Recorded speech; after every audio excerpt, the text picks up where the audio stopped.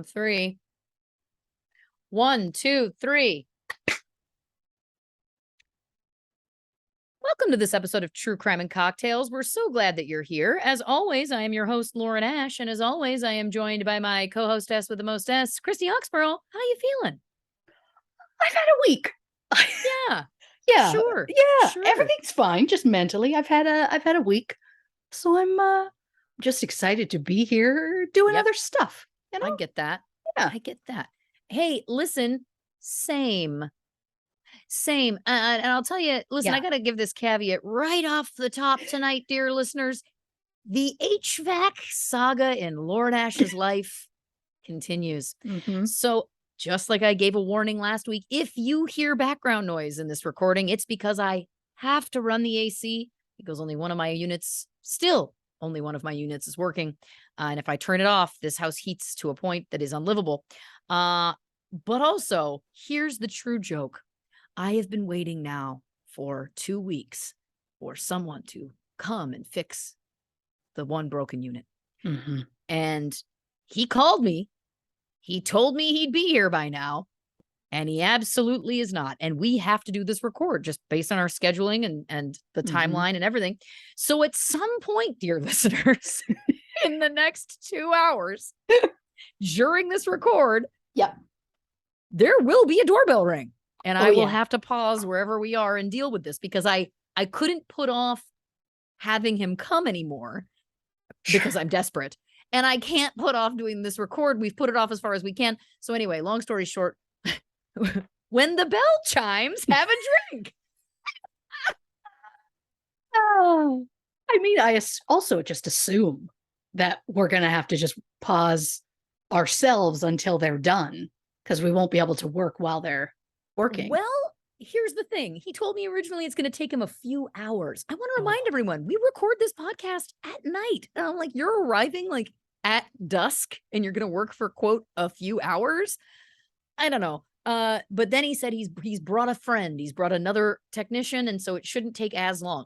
Now, I did say, you going to be noisy out there? He assured me that they wouldn't be. We'll see about that. But yeah, it's so hard to know. I mean, maybe the fun part will be there might be a few different chimes during this episode. We're doing our best. It's more than possible. Look, we're just getting by. We're just getting by. Getting by. What you drinking over there? Oh God. I've got a water. But then I, for whatever reason, chose a Pombe, but I went with a jumbo can. What the I found it. I found it at the liquor store last time we were there. We went specifically for an Arbor Mist. I'll say it. We like it. And to celebrate our anniversary even. I'll say that. And so we were like, well, let's grab that. And as we were walking past this cooler, I was like, look at the size of those babies. And he was like, do you want to get one? I went, one. I had 2 empty hands. So I grabbed 2. That's nice. I just thought, I'll see how this goes for today. And because it's the bigger can, it won't fit in the frosty mug. So I have to drink it from the can. So I'm holding it up here so I don't have to feel the condensation on my hand, which is fun. It doesn't bother me when it's a Slurpee. I hold it higher. That's why. Yeah. I need to get my Slurpee hand. I don't know what that means. Or we need to get you a koozie. I definitely need to consider that. I do miss it being chilled because it has already warmed up considerably to my liking. Here's an idea if too. I may. Yeah. Could we get you a mini ice bucket? Go with me on this. So that's just kind of like the size of like a larger cup. And you put it in there and then you just pick up the ice bucket. So it's constantly being chilled from the outside, not watering it down. Yep. Oh, I like that. Gluggy. I mean, the joke is I could have put it in a frosty mug. Like I could have just physically put the can in a frosty mug. What was I thinking? The answer is I wasn't. Well, here's the thing. Innovation. It happens when the two of us get on this thing. You know what I mean? That's when real brilliance comes to life. Well, I can't wait for the koozie company that we're going to start creating. Yeah. They're not available on my merch supplier, so don't ask for them, kids, because they're not coming. They ain't coming. Yeah. Now over here, I've only got 2 liquids, and that's got to tell you where I'm at. Oh boy. Okay. Normally it's 3. I got a water, and then I'm on the Lime High Noons tonight because, Oof. much like you, it's been a week. Don't have an Yeah. early morning tomorrow for the first time in some time, and I thought maybe time to get some yayas out. You know? Yes. Oh God. Yes. Yeah, It's time. it's time. Yeah. Now, listen. First thing we need to address Yeah. on our list here is that, of course, the world lost the queen. Yeah. And as you know, if you are an OG listener of this show, Christy, when she was researching the Princess Diana episode of the show, she got very invested in the royal family. Yeah. So Yeah. I just wanted to check in and see where are you at with your processing. I mean, obviously, regardless of how you feel about the person, it's a Yeah. huge that's a huge shift. I mean, that was Yeah. someone who has been a part of the world for all of our lifetimes. I think it's safe to say, anybody listening to Yeah. this, I mean, she's been reigning for 70 years. I don't think, maybe we have some people who are over 70 that are listeners. I don't know. And if we do, What a delight. you, what a delight. We're glad you're here. But for anyone else, it is a massive change, obviously. So Yes. I don't know if you have thoughts about that you wanted to share. Oh, I do. Look, yeah, to your point, I get a lot of people, loved her. A lot of people do not feel anything but hate for her and the entire British monarchy. Yes, Understood. I get where you're coming from. I'm totally. not she did not affect me in any way personally, Yeah. so I don't really have a horse in that race. Yeah. But I'm so unbelievably fascinated by the royal family, specifically their like family dynamics. Yes. Like Harry and Meghan get me the popcorn. I'm just like, I'm Yep. in it. It's Yep. just, there's so many things going on. The video clips of Charles now snapping at people and it coming out now after fucking decades that it's like, oh yeah, by the way, he had a terrible temper. And he yells at staff and he yells at people all the time. And it's like, Well, uh-huh. can we also just take a quick moment about those hands? Oh my God, It looks like a medical condition. it has to be high blood pressure. Something circulatory is Yeah. broken. Something's not right. Like it's outright a health issue. Yeah, if people haven't Has seen, to be. his hands look like, you know how when you're a kid and you'll wrap like a hair elastic or like a twist Yeah. tie or something around your finger, and then the part of your finger on the other side of it turns really red and gets really swollen because like the blood is rushing there. Yeah. His whole hands are like that. Yeah. Which again, I'm concerned for him. I feel like that's something that should be addressed. There was one point too, like he was handling a pen and then it exploded on his hands, and like I don't know, the whole thing just feels like it's a disaster. But anyway, Yes. yeah, And look, I'll say it. I thought 100% that he enjoyed a quieter life yeah, with his wife. So I thought for sure it would be like, I know automatically they have to have the head of state or whatever it is. So I know the second the queen dies, he's automatically king. I know Right. that's how that works. But Yeah. I really thought that dude was going to abdicate and be like, let Will have it for 40 plus years, 50 years, whatever. I really thought that was going to be a thing. yeah. So I was really surprised. Yeah, and listen, I don't know why, but I was always under the impression for literally as long as I can remember that the plan, quote unquote, the plan was that when the queen died, that Charles would immediately abdicate and give it to Will. Like I thought that was always the plan. Now, based on what? I don't know who I was getting this from, but I always did think that was what they had kind of talked about. It felt like that was the decision. Again, Sure. I don't know what I'm basing this on, but that's what I thought. So I was also surprised when it was just like, nope, here we go. Yeah. I mean, no, this is no laughing matter. I laugh when I'm uncomfortable. We do. But We I both do. laugh when I'm hilarious. I laugh a lot. It's a joy to be around. Is my point. Yeah. But yeah, I really thought, I mean, based on, I understand that they're all grieving. And it's Sure, of a course. sad loss because they didn't lose a queen, they lost a family member. So I understand Yeah. that they're grieving. But based on the images of them walking behind her coffin or them standing, saluting, all of those things. Will has daggers for his father. So I think we aren't the only ones who are under the impression that he was going to give it to him. And look, he'll get it eventually. Charles isn't going to, I mean, who knows? God knows that man could last another 20 years or something. But well, he's in his 70s now, right? Yeah. But it's just, I mean, I'm surprised that he was like, yeah, I'm going to take it. So far, he seems pretty unhappy with it. And he can't abdicate at any point. He can just be like, I'm done. I'm good. I was king. I'm good. But I'm just, it's weird. I mean, I went through like, it was sad because, yeah, she's the only queen I've never known anybody else to run England. So like, it's just, so sure. I was like, she's just always been there. She's just always been on our money. It's just been a thing that I'm like, yes, well, queen. And then I got hit pretty hard when they started showing the line of succession, and I realized just how many fucking men are there. And that was my moment of, oh, it's just now going to be dudes for the rest of my life. That country and the head of the monarchy will be a male. Yeah. Like, unless weird tragedies or people abdicate in a weird amount or whatever, just don't have too many people do it, because Prince Andrew is much higher on that list than you think he is. He is too close for comfort, honest to God. Yeah. He's like an 80s sitcom. Yeah. It's troubling.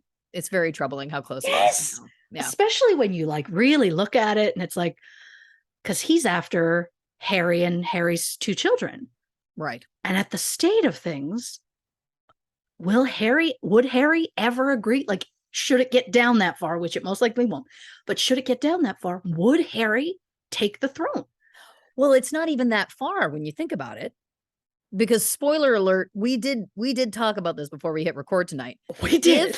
If let's just say, God forbid, if Charles passes or abdicates, and then William passes, it would then go to William's son, George. But obviously, we're saying if this happens in the next little while, he is a child. Yeah. And so we were like, well, what happens then? And then he has something called a regent, which is basically like a stand-in king. Yeah. So the next in line adult would be the regent until he would become 18 and able to take over himself. Yeah. But the regent, the next in line, would be Harry in that situation. But let's just say, because we all know that Harry and Meghan, not super into the whole situation over there, walked away, all of the above before. If Harry turns it down, Prince Andrew is the regent. Yeah. That's very close. Yeah. I love that. I was shocked at how close he was in that line. But I mean, it makes sense. He's the second son. Yep. So, of course, it goes your first son, and then his son, and then his son, and that kind of thing. And then once they run out of kids, then it's your next son, and then his son or daughter or whatever. Because, of course, if something were to happen so far down the line, Charlotte would take it after George. Right. But the point is if that George has a child, his child would come before Charlotte. Right. Which is so bizarre. There's so many things. Again, this fascinates me. This is like the reality TV show I want to watch. I would like it. Yeah, I would like it to be known. I am then, now, and always Team Diana. Of course. And Team Harry and Meghan. Because that poor woman did get a lot in the press that she shouldn't have. And I could not respect Harry more for being like, okay, this is not a good situation for my wife. I need to get her out. 100%. Yeah. But again, God forbid Charles and Will goes, and Harry, you have to. Yeah, to go back on it, buddy. We can't have Prince Andrew being the one who's basically the leader. Oh no, that's a disaster zone. I make a plea, and I'm like 99% sure that they don't listen to this. 99. But there's that 1%. You never know. There's the what? You never know. You never know. Dear Harry or Megan, if Megan's a true crime buff. I don't know. Sure. She's got Either a way. podcast. Maybe she's, spreading it around. Oh. Please. I know this isn't what you want. But it'd be less than 10 years. The second he turns 18, bam, you're out of there. You don't have to do it anymore. Please. I need to believe you know about Andrew. Yeah. Don't give him more power. He doesn't need it. No, he doesn't. And again, we are also speculating about something that, there's a lot of bogeys that have to happen. There's a lot of like unforeseen deaths. Yes. Well, not a lot. There's only 2. It's closer than we like. The point is, Harry and or Megan. Yes. Just prepare yourself for it. This is my point. Prepare yourself. We're a couple of anxious gals. We like to think about every which way from Sunday something can go wrong. We like to have plans. What do we do if XYZ? All we're saying is maybe it hasn't entered your mind, but God, it's keeping us up at night. Yes. Just think about it. From one redhead to another. There it is. Do me the solid. Yep. Do the people a solid. Yes. And don't let Andrew get there. No. And it's look, a bad idea. You say there's like a bunch of like bogeys happening. My husband has made me recently sit through the entire Final Destination series. And let me tell you, based on that series, bogeys happen more than you think. And that's a movie I know that I'm talking about. But listen, with that's a lot of Charles's red hands, he could be 1 foot in the grave already. I'm not wishing that on him. I'm just saying we don't know. Health-wise, we don't know. That has to be a heart thing, right? So really, I think it's a circulation thing. Yeah. I'm not a medical doctor, but that's what it looks like to me. Anyway, so get to your point. Yeah. I mean, there's not it's really, it would be William's untimely, unforeseen death. That would be the bogey, but we're closer. Yeah. I mean, again, but I guess, how old is George now? This is the other thing. Like, hurry up, buddy. Hurry up. Yeah. Great call. Great call. That's something, you know what? That's something we didn't look into. I'm going to quickly Google right now. Not that I feel like it would Prince be better George, to have BC. My phone is so Canadian. He's 9. He's 9. So we've got 8.5 years essentially. Yeah.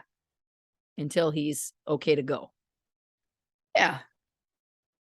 Oh, I'm not going to sleep a wink for the next 9 years. It's less than a decade, but it's more than we'd like. So again, it's just about having a plan B. It's about preparing for these things. I need to believe it's at least come up in just like a pillow talk, have a cup of tea at night while you're watching your stories, just something. What I like is the idea that they're the pillow talk, like post-coital. It's like, hey, Harry, honey, have you thought about what might happen if your dad and your brother die? Well, if you're going to talk about your family in bed, do it after. You're right. Look, right. That would be the better thing to do. I get that they're not going to probably talk about it in those situations, but I just feel like they had to have had huge conversations about her being like, or about him saying, we're backing out. And there has to have been since then and what happens in this untimely situation? I guess my other question is, how aware do we feel that they are about the truth about Prince Andrew? Oh, they have to know. They probably know a lot more than we do. Great point. I assume, as he should be, he's got to be the shame of the family. I mean, I know a lot of them are in the running for that. It's a close race. It's a close race. It's harder to find a good one. But the point is, I know you had something else you were concerned about when the Queen passed. Oh, the second I heard, my first thing was, well, obviously, Prince Charles is going to give it to William. I understand that he's a king. I don't like to use that because, again, he's Prince Charles forever. I'm deeply upset that it's just men now.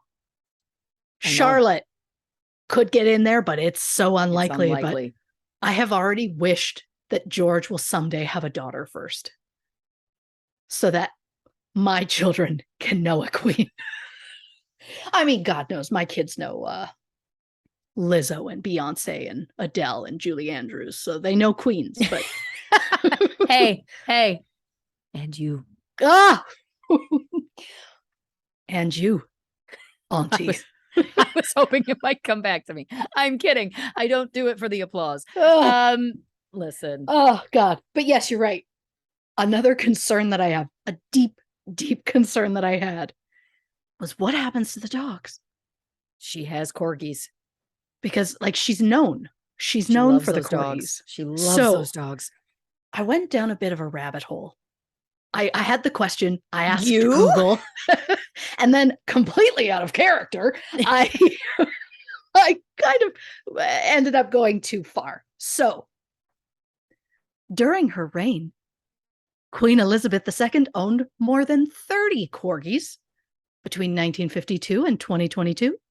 At least 10 of the dogs that she owned were dorgies, which is a cross between a corgi and a dachshund, which apparently started when the Queen's corgi, Tiny, mated with Princess Margaret's dachshund, Pipkin. A dorgie is not recognized as a breed by any major kennel club, but the Queen is credited with the creation of that mix. And I love that she's credited for just turning her back and letting two dogs bone. You know what I mean? Well, like, what she's credited for is not fixing her animals, but I'm not speaking ill of the dead. Continue. Well, and she had a dog in 2018 who was the final descendant of a dog she had in like 1950, 1940 something. So they kept it going. Wow. But in 1933, the Queen's father, King George VI, brought home the family's first ever corgi, a dog named Dookie. Then when the Queen turned 18 in 1944, her father gifted her with a corgi of her own named Susan, which makes me incredibly happy because I love dogs and animals with human names. Same. So Elizabeth, that feels weird to say, the Queen, loved the dog so much that she even took it with her on her honeymoon in 1947. Prince Philip wasn't exactly jazzed about that. He felt the corgis were, quote, too yappy. The most dogs that the Queen has ever owned at one point in time was 13. Whoa. Back in the early 80s, Princess Diana referred to the excessive pack of dogs as, quote, the moving carpet. Currently, there are 4 royal dogs. There are 2 corgis named Mick and Sandy. There's a dorgie named Candy and a cocker spaniel named Lissy. The cocker spaniel was the Queen's first ever cocker spaniel and was given to her shortly after her husband died. You know who gave it to her? Prince Andrew. He gave her multiple dogs in the final years. I wonder why. He was trying not to get written out of the damn will. Oh my God, this screams kissing the ring and sucking up so hard. But I can't with Andrew, and I didn't think that's where that was going to go, but yes. That's where I'm at. Love it. But the cocker spaniel, while they call her Lissy, her pedigree name is Wolferton Drama, which is my favorite name, I think, ever. That's amazing. She also won the 91st Kennel Club Cocker Spaniel Championship. So that's something. But Wolferton Drama is so well done. Kudos to whoever came up with that. So according to someone who used to work for the royal family, the dogs have their own menu. They are served mostly rabbit, chicken, liver, beef, cabbage, and rice. The dogs sleep in little wicker baskets in a room that's known as the corgi room. The sheets that they sleep on are changed daily. And the dogs are looked after by 2 footmen who are referred to as Doggy 1 and Doggy 2. Oh my God. And I get it.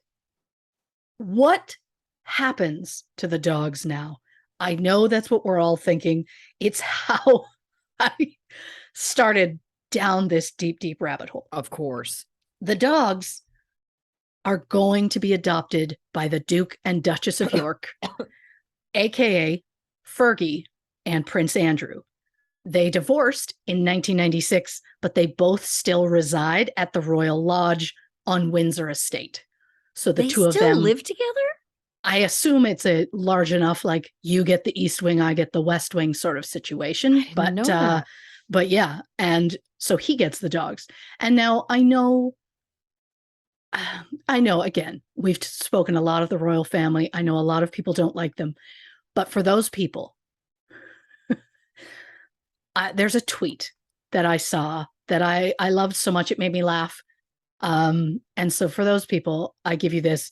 This was a tweet by @DaveNewWorld_2. I'm outright letting the world know. I love He it. said, quote, Prince Andrew gets the corgis because he's the most experienced groomer in the family. Gotcha. And to be clear, I think Prince Andrew is a slimy piece of garbage, and I hope one day his victims get the justice that they deserve. Agreed. But to end this on a high note, I have compiled a list, which is something that the dear listeners over on Patreon are fairly used to by now, because I like a list. So I present to you Christie's top 10 names of Queen Elizabeth II's dogs. Oh, amazing. Number 10, Socks. Simple. Number 9, Myth. Ooh, moody. Deep. Right? Number Yeah. 8, Dipper. It made me think of Gravity Falls, which I adore, so why not? Number 7, Flora. Number Cute. 6, Faye. I just feel like you don't mess with Faye. Like she must have been sassy. Yeah, right? It reminds me from What About Bob? Oh, that's cute. Number 5, Bramble. Bramble. Number 4, Susan, of course. Of course. Number 3, Pickles. Number 2, Plover. Yep. Okay. And number 1, which I'm just assuming the approximate decade she owned this dog, but number 1, Disco. I just have to say the fact that she named a dog Disco, but also the fact that she named a dog Pickles is pretty amazing. When you have so many dogs, at some point. There it is, dear listeners. Ding dong. Please hold on. All right, on 3. 1, 2, 3. Okay, dear listeners, we're back. Oh, what a hoot. I got to be honest with you. I'm jazzed because my HVAC machine is getting fixed. It's getting fixed. It's been 2 weeks. Yeah. So and look, they nice. timed it well. They did. I feel like, did you have anything else? I feel like you would reach didn't. the end. No, that was it. It's almost as though they knew. It's like they were listening outside and they were like, okay, this feels like a good point. Bing bong. Yeah. Well, listen, thank you for sharing your research there. Love that it was about the Queen's dogs, which just makes sense. And of course, the biggest dog of all, Andrew. Nice. I like that. So listen, let's just get into the episode then. I'm going to remind you, dear listeners, this work is happening as we speak at my home. At some point, I'm certain that doorbell is going to ring again. Yeah. But like I said before, it'll be a fun game for you to follow along with and drink along with, or however you choose to celebrate Lauren's HVAC getting fixed. That's a holiday I feel like should be annual. All right. This episode of the show is, of course, Missing Alberta. It is the second in our Missing series of episodes of the show. If you didn't catch it, go back to Missing Kentucky, which was the first one that we did. And Christy did an excellent job of curating that. So check it out if you haven't already. But a little bit of background for you. Here we go. According to the Royal Canadian Mounted Police, between 70 and 80,000 people go missing in Canada every year. The National Center for Missing Persons and Unidentified Remains stated that in 2021, over 5,800 people were reported missing in the province of Alberta. Christy has chosen to highlight 11 cases that span nearly 40 years to help shed some light on cases that might not normally make it to our show. So get ready for suspicious family members, heartbreaking stories, and more complaints about law enforcement as we delve into Missing Alberta. We're never going to not complain about law enforcement. They bring it upon themselves. Oh, in some of these cases, they absolutely do. So, as always, disclaimer off the top. This episode will contain mentions of child abuse, physical abuse, suicide, and substance abuse. So, trigger warning for those who need it.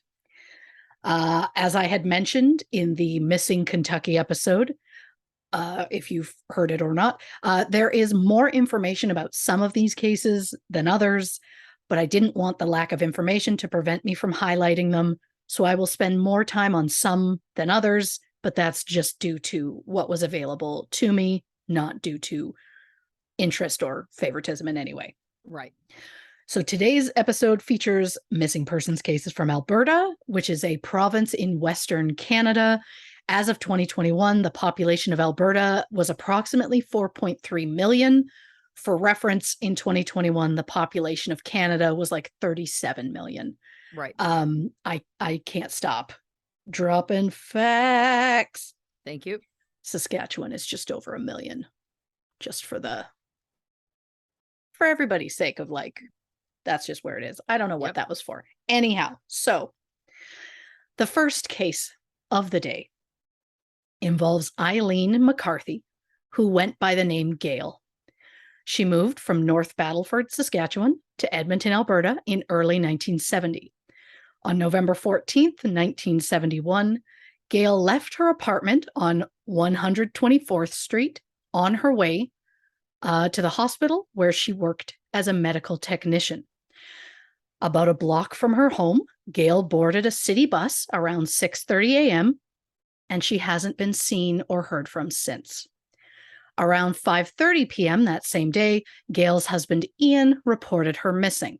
As of September 2022, there have been no sightings of Gail, and no trace of her has ever been found. Gail was just 23 at the time of her disappearance. She was described as a Caucasian female, 5'3", 115 pounds, with brown eyes and short brown hair, which had been dyed blonde. When she was last seen, Gail was wearing a brown and white coat with a white fur collar and a white nurse's uniform with a brown shoulder purse. Gail's sister Diane described Gail as shy, introverted, who also loved baking and poetry. As with any case, when someone goes missing or is murdered, we look to the partner first. Apparently, Ian told police that he saw Gail leave the house, and some other person said that they saw Gail get on the bus. To that I say, was this witness the bus driver or another passenger? A detective who worked the case said, quote, "We were able to trace her to a point at which she would have transferred buses, but after that, nothing." So did someone witness her transferring to another bus? Because if someone on that bus didn't outright confirm that they saw Gail on that bus, then I'm more likely to believe that Gail never got on the bus at all. Mm-hmm. On Gail's missing profile on the Edmonton Police Department's website, there's no mention of a bus at all. It's saying she was seen leaving her home, and that's the last time she was seen. Specifically, seen leaving her apartment by her husband. So, do we know for sure that she did? Police quickly cleared Ian as a suspect, but Gail's family still believe that Ian was somehow involved. Ian and Gail had been married for about 5 months when she went missing, and not long before her disappearance, Gail had found out that she was pregnant. According to Gail's sister Diane, Gail was excited about the pregnancy, but Ian wanted Gail to have an abortion. The only background I could find on Ian was that he was a paratrooper in the military. Diane said that she was petrified of him. I don't know if Diane meant that Diane was scared of Ian or if she meant that Gail was scared of Ian. Right. But if Gail feared Ian, it's possible she decided to leave for the safety of herself and her unborn child, and the easiest way to get out is to act like you're going to work. According to the author Barbara Smith, Ian had offered to drive Gail to work that morning, but Gail had declined. Maybe she said no because she planned to use that moment as her escape. But If that was true, I think once Gail was out, she would have contacted her family in some way, even just to say, I'm somewhere safe. I will contact you again later. Yeah. Something. About a month after Gail disappeared, Ian gave all of her stuff away. Then he drove about 242 miles or 389 kilometers to North Battleford and left a suitcase outside of Gail's mother's house, then left without saying a word. Inside the suitcase was Gail's wedding dress.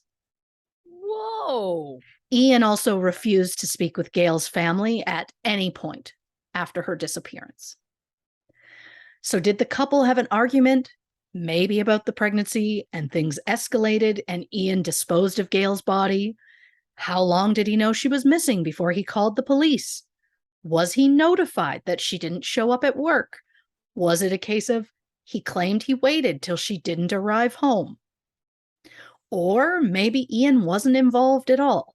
Maybe Gail ran into someone either on her way to the bus or transferring to another bus.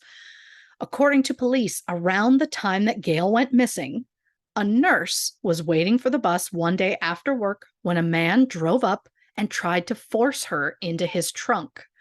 The nurse managed to get away and the man drove off. The nurse was waiting at a bus stop near the Royal Alexandra Hospital, which is only about 12 kilometers or 7 miles away from the hospital where Gail worked. I don't know if this happened before or after Gail's disappearance, but Gail was wearing an outfit similar to a nurse's uniform, so it's possible that this mystery creep tried to grab Gail and succeeded. A detective who worked the case said they did have one suspect, but they didn't have enough evidence to charge the person. As of September 2022, Gail's case remains unsolved. Case number 2. Tanya Marie Morrell was born June 20th, 1975 in Edmonton, Alberta, to Jack and Vivian Morrell. On January 20th, 1983, Tanya left Grosvenor Elementary School at approximately 11:10 a.m. and headed home for lunch. Tanya's house was located on 145th Street, which was only 350 meters or 0.2 miles away from the school. Usually Tanya and her younger brother John would walk home together, but when John didn't see his sister, he assumed she had gone without him, so he walked home on his own.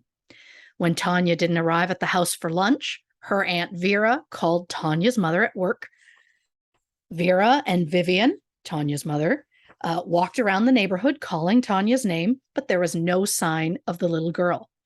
Vivian went to the school and discovered that Tanya hadn't returned after lunch. Vivian phoned the police, who started to canvass door to door.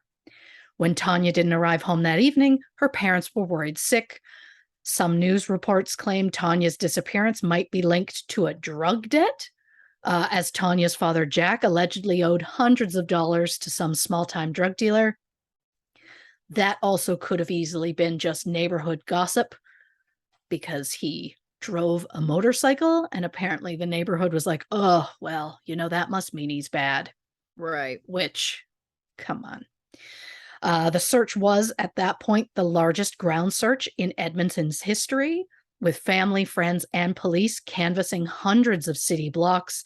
Hundreds of tips came pouring in, but not one ever led to anything substantial. Tanya's parents were both ruled out as suspects as they were both at work at the time of her disappearance. Shortly after Tanya's disappearance, her dog Harley went missing. Police do not suspect foul play and assume it's not related in any way. But to that I say, why be so quick to assume that it's not? What if someone took Tanya, someone who knew her, and maybe after a while Tanya was still upset? Isn't it possible the kidnapper then went to Tanya's house and grabbed the dog so that Tanya would have something familiar to comfort her? I'm not saying that's what's happened, but I think it's possible, and I think it's silly to just disregard something happening to the family as not being related. As of September 2022, there has been no sign of Tanya Morell. She was just 6 years old at the time of her disappearance. Tanya was described as a Caucasian female with light brown hair and brown eyes. She also had a birthmark on her right temple. An age-progressed photo was later released by police. I will post that photo and others in our case file on our socials. Tanya was described as a happy child who was always quiet and content. She was a good swimmer who loved to dance, sing, and play in the sandbox. She loved animals, and her dream was to one day be a vet. In the summer of 2008, a tip led police to excavating the basement of a house, which was just 20 blocks from where Tanya's family lived. The woman who grew up in the house said she was friends with Tanya when she was a child, and there was a hole in her basement that she had always been suspicious of. I can't even begin to process fully what she said, but the excavation turned up nothing. But I'm curious of why she was always suspicious of it. Yeah. Around 2013, a former friend came forward to say that Tanya told her she was going to 7-Eleven at lunch that day.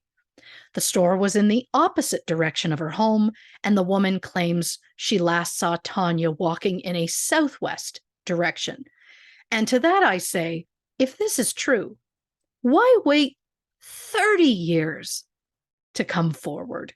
Yeah. I understand not saying anything in the moment because she was a child, so I get that.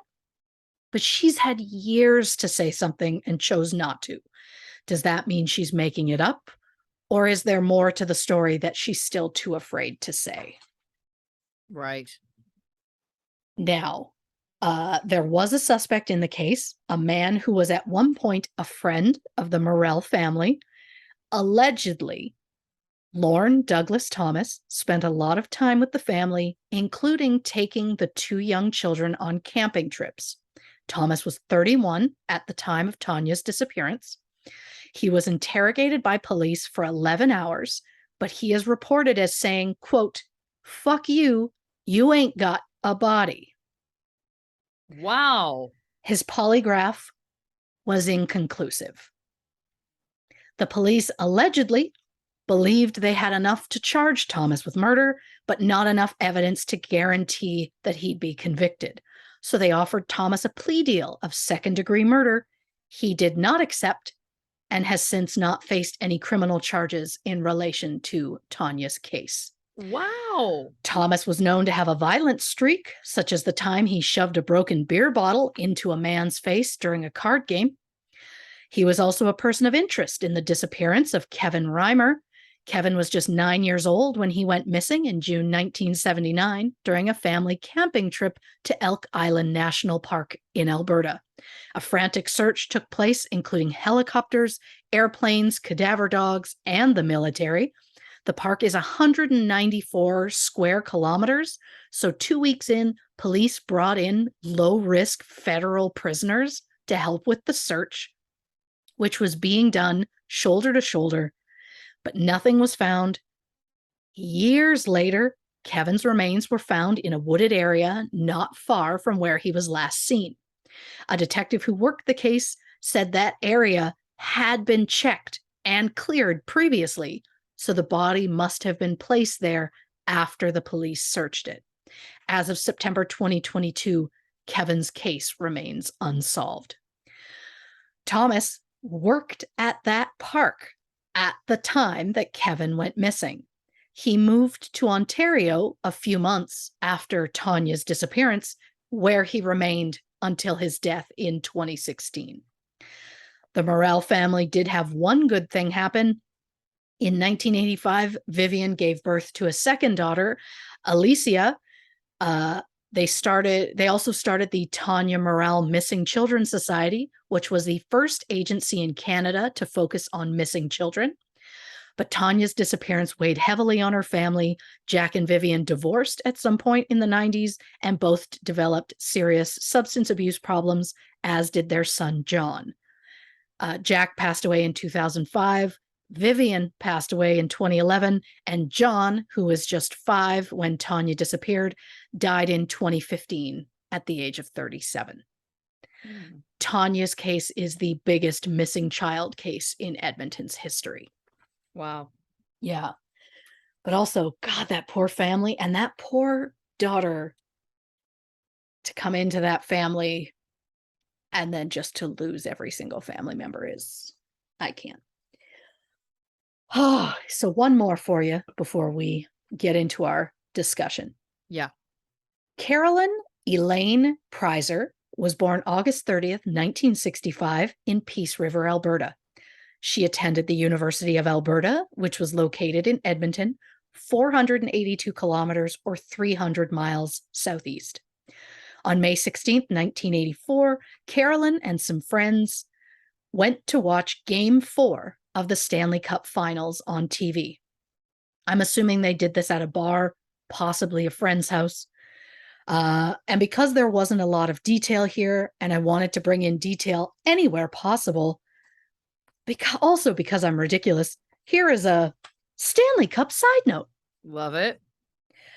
For all the non-sports fans out there, the Stanley Cup is the trophy for the top team in the National Hockey League, aka NHL. The 1984 Stanley Cup series featured the Edmonton Oilers and the New York Islanders. The Oilers won Game 4 with a score of 7-2. 3 days later, on May 19th, the Oilers won Game 5, defeating the Islanders 4-1 in the series and winning the franchise's first ever Stanley Cup. The Oilers have since won in 85, 87, 88, and 90. And look, the 1984 roster was insane. Wayne Gretzky, Mark Messier, Yari Curry, Paul Coffey, Grant Fuhrer. I can't, don't get me wrong. As impressed as I am with this now, the Oilers have never been my team, especially in 1984 because I was a toddler. Not that it matters, but I didn't officially get into hockey till I was 8 or 9. And then my team was Pittsburgh Penguins, simply because their logo was cute and so was their captain. Shout out to Mario Lemieux. Seriously, the guy is 6'4". That's bigger than me. What can I say? Again, Blanche from womb to tomb. From womb to tomb. Since then, I have grown to apparently prefer annual heartbreak. As for the past 25 years, my team has been the Philadelphia Flyers. I'm still here, guys. I'm still trying.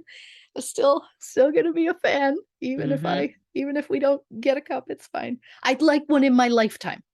I think that's fair. That's all I'm asking. Yeah. Sure. Have the Pittsburgh Penguins won consistently for years? Yeah. Lesson. Maybe I should have stuck with them. But I wanted to be with a team that I love for more than beauty. Not that I didn't love some for their beauty. That's not the point. Yeah. We don't have time for me to list the team members that I've had crushes on over the years. But just know, Eric Lindros and Brian Boucher will always hold special places in my heart. But none of this is important. So we're going to go back to what is. So, on TV, at some location that I don't know of, Carolyn and her friends watched Game 4. Carolyn then dropped a friend off at their home just before midnight. Shortly after midnight, Carolyn was seen at a Mohawk gas station. When she didn't arrive home, her father went searching the following day.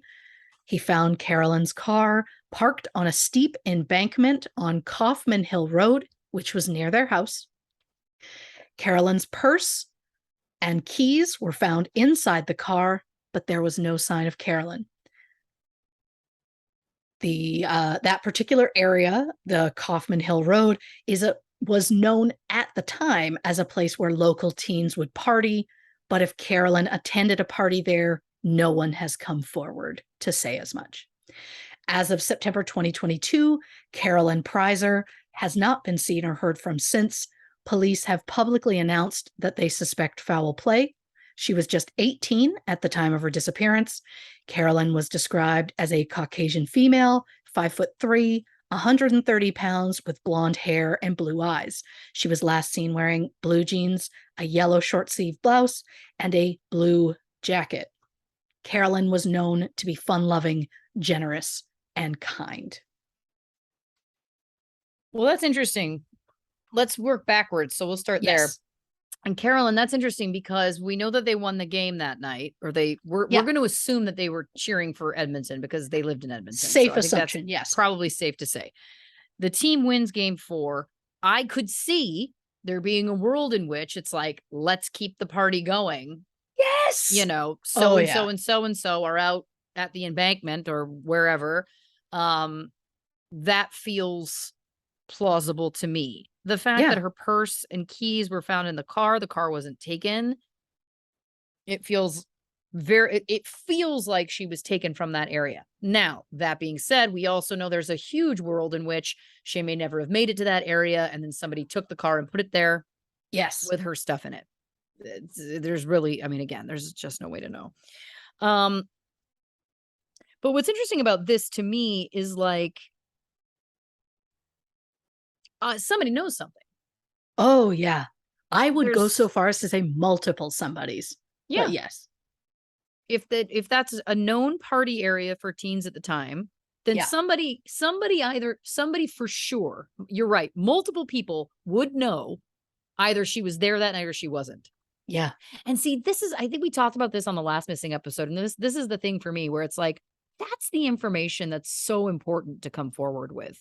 It doesn't mean, and I understand that people are scared, they don't want to get implicated, all of the Sure. above, but it's like those little pieces, those little bits can help so much. And it's possible that somebody did and the police are just keeping those details close to the chest, but it sounds like there's so little known in this case that may not be the case. And I just feel like it's like, okay, listen, now we're like 40 years later, Yeah. 38 years later, however many. Like, now's the time. Now's the time. I feel like, Yes. what are you doing? These people have all grown up. You're all probably in your 60s now. You have children. You probably have grandchildren. Like, if you know something, now is the time. Just come forward. If it's as simple as she was there that night, I saw her with somebody, or you know what? I didn't see her that night. Like, that can make the difference because that can help lead Yes. where to even start to look. When you're looking for a needle in a haystack, any bit of information is helpful. Yes. But it's interesting because she had a vehicle. Yep. And she was with friends. Yes. So that says to me, if she was the one who was driving everybody home, did she drive everybody home and then go to that area by herself since it was near her home, stop to see if anybody was there and there was something that happened? It's probably the simplest explanation, and that simplest explanation is usually true. But I mean, it's tragic because, again, she wasn't, I mean, it's always tragic, don't get me wrong, but this is someone who was like, had her vehicle, had her friends around her. Yeah. Or so it seems. And still, I mean, again, it's so tough because there's just so little to go on. It's difficult to speculate. To your point, the simplest of, was she there or not? Yeah. Were you at a party there? You saw her? Great. Then we can verify she was there. It's also possible, like, I'm fascinated to know which direction was her car facing. Was it possible she was on her way home past all of that and there was a party or something and somebody came out on the road and flagged her and were like, hey, we need help? So she got out of her car, went to help, and it turns out they didn't need help. They were just a horrific person, and that was how they got her out of her car. I mean, how rural was this area? Not very, from what I can tell. Interesting. Seems very suburbs. Okay. Yeah, because I was going to say the only other thing I could think is if it was rural and she was driving everybody home, like on the milk route, like stop after stop, it's like, did she have to pee? Did she like pull over her car to pee? Sure. That's the only other thing I could think. And then somebody, Because I'm also like, was anything taken from her purse? You say her purse was in the car. Was it the way it should be? Yeah. Does it look like somebody went into her purse? Was she stopped in the hope of like trying to rob her? Like, there's a lot of questions. It could be as far as she got pulled over by a cop. Totally. A dirty cop who didn't he didn't run the plates, he didn't call in what he was doing or whatever,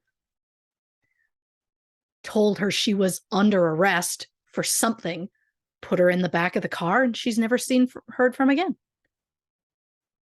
So again, if you were in the area, Yeah. you saw anything. It could be like I saw a cop car and then I never saw her again. Well, and that can also be why people were too afraid to come forward. Oh, Which absolutely. is, Not that I'm suggesting it's a cop. I'm just saying in these moments, we are going for no stone unturned because Yep. these are cases that have not been solved in decades. So we Right. have to look at all angles. And again, when we're looking at why would someone not be compelled to come forward with some amount of information? Well, one of those reasons could be, well, I last saw her with a cop. So why would they then go to the cops? Oh, yeah. That's a huge, that's probably the number one. And I get it. I would say almost justified in that case, because yeah, then what's going to happen? They're going to come for you next because they got to cover their tracks. Like, Yeah. I get it. I get Oh, it. 100%. But hopefully now that so much time has passed, like I was saying, hopefully now someone will feel compelled to come forward and shed some light. I've got Peaches on my lap and she's just, I mean, everything's chaos over here. She's not comfortable. Okay, there You're we go. doing great. So Tanya Morell, who was Yes. 6, she left school 1983. You know what this immediately came to me with this was when you brought up this Lorne Douglas Thomas character Yeah. who knew her, Yep. right? She and I mean, to your point, yes, it's sad that we didn't get this piece of information until 2013 from this friend, but what it sounded like to me right away, the pieces I started to put together was loudly announcing, like, I'm going to the 7-Eleven today instead of going home for lunch. That says to me that this man had said to her, meet me at the 7-Eleven. We'll get lunch. I'll get you a treat. Come meet me. Don't go home today. It's more than possible. If she had the routine as a 6-year-old, if she had the routine of always walking home with her brother every single day, and then Yep. one day she didn't do it, and it was just because she wandered off, I don't think that most 6-year-olds get that idea in their own head. No. I think that most 6-year-olds get that idea when someone puts that idea in their head. Why would she break her Yes. own routine? I could see her wandering off, but the fact that she potentially announced it to a friend says to me that she had a plan that was made ahead of time. And when we also know that there was enough information or enough evidence against this guy that they were just like, we don't have enough to get a conviction, but we're pretty sure it's him. And he says things like, you don't have a body. I'm going to lean Yeah. towards they were probably meeting up with him. Now, my question is, this was a friend Yeah. of the family and they just let the kids go on camping trips with him, huh? Yeah. Oh, for years after she had gone missing, her parents were like, oh, it couldn't have been him. It couldn't possibly have been him. Apparently, before their deaths, they did kind of turn the other way and were like, oh, shit, it could have been him. Yeah.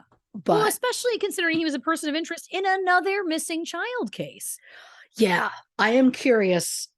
I mean, I assume he was friends with them at the time that happened because I don't know how long their friendship was.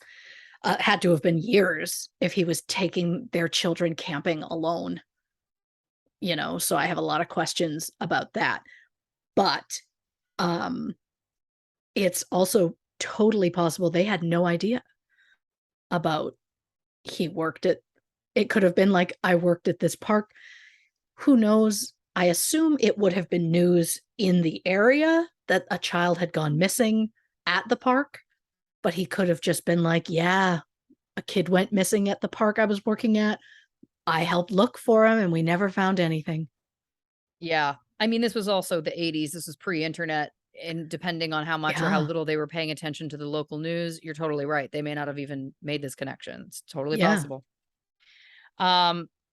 But yeah, that one to me just feels like it's him and there just isn't enough information. Or there isn't enough evidence. Because again, the fact that it seems like he could have potentially been involved in the missing 9-year-old boy, Kevin. And then it was like he knew when they had searched that park or whoever, of course I'm alleging, but whoever took and murdered Kevin knew when the police searched that park and then moved the body there afterwards. Like, this is someone who's like not dumb. This is someone who's got some real sense, which suggests to me, and I think it came up last week, the quote, it did come up last week, the quote that it's like someone who kills that never kills once in their life, they'll always kill again. I thought that was so Yeah. brilliant. And I'm like, it's so true. If they get away with it once, they're going to try and do it again. And it's, Yeah. sometimes when they keep going and they get sloppy, that's when they get caught, i.e. Gacy, Yeah. i.e. Dahmer. Like there's like a long list of serial killers when it's like when they bite off more than they can chew. Please pardon the pun. But you know what I'm saying? There is like, they push it because it's like, well, okay, so it's like that classic narcissism, we're part of narcissism where it's like you become above the law, where it's like, well, I can push it harder and push it harder. I think that that's true. Again, we have someone who has real potential access, knowledge of the child. The child has knowledge of this person. To me, it's like, it's that simple. This idea of it being related to a drug debt, I don't know. But the detail of the dog also would play into this being this guy because he knows the family. He would know the schedule. He could take that dog out of the yard potentially. It does feel like there is a world in which he took her and she was alive for a certain amount of time. I feel, I mean, not to be morbid, I pray that she's still alive and that she just lived another life somewhere. And I pray that it was a good life. But I think chances are he kept her alive for some amount of time and then did what he was going to do. If he also had the MO of killing another child, potentially. Again, this is all a speculation. But you know what I'm saying? The dog would also be familiar with him. Yep. If he was around the family that often. So the dog wouldn't make a sound. If he simply opened the gate and was like, hey, come on. She could have been with him.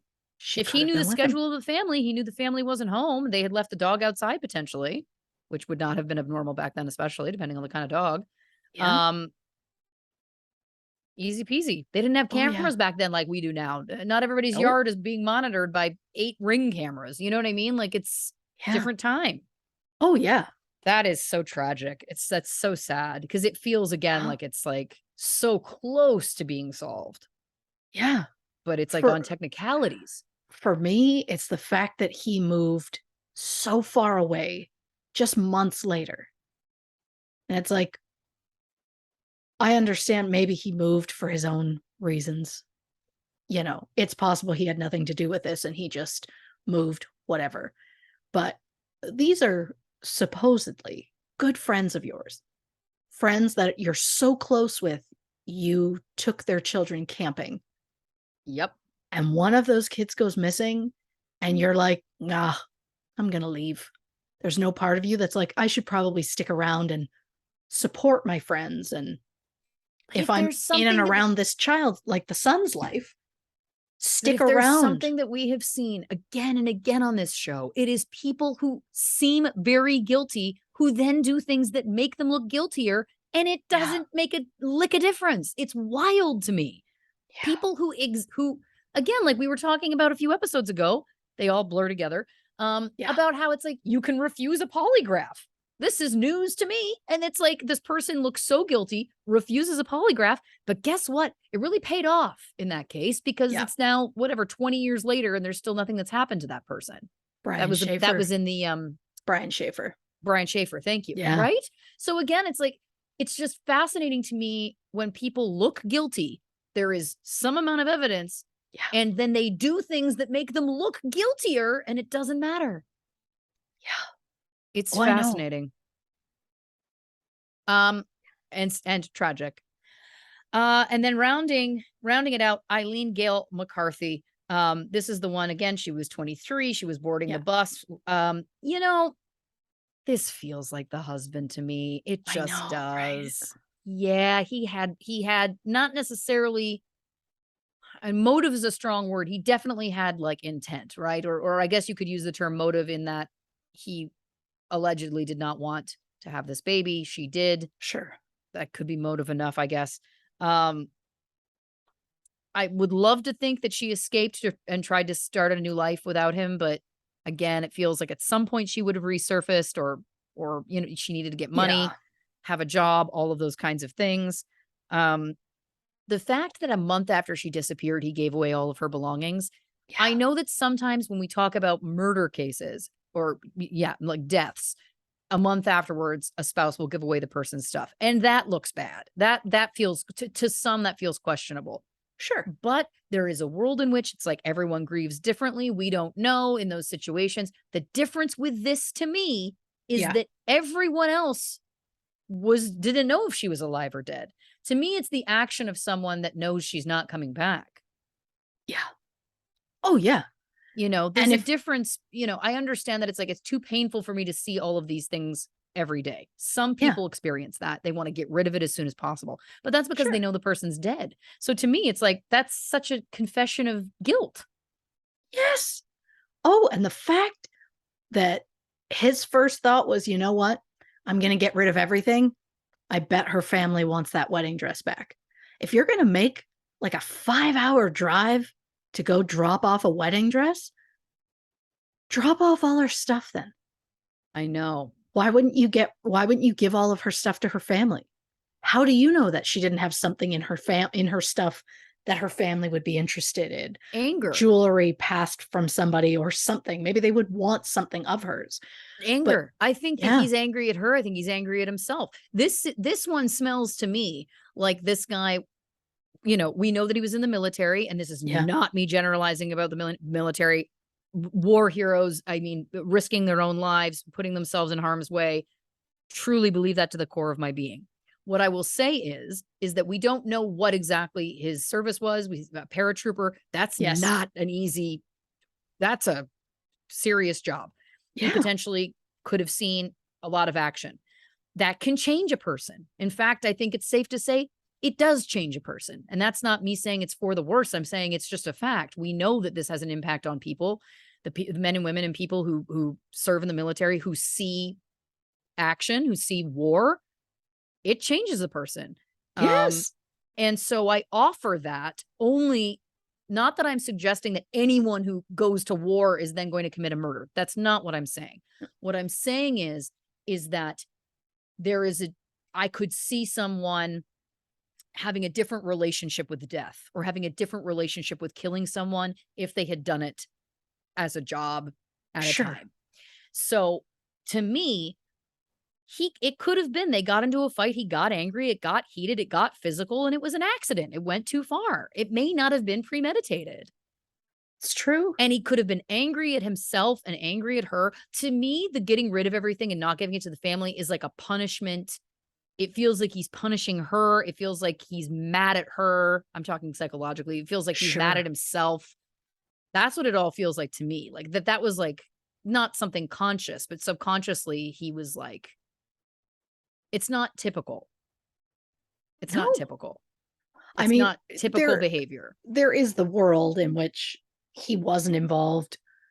And maybe they had a fight about, of course, she wanted the baby. He did not. They were newlyweds.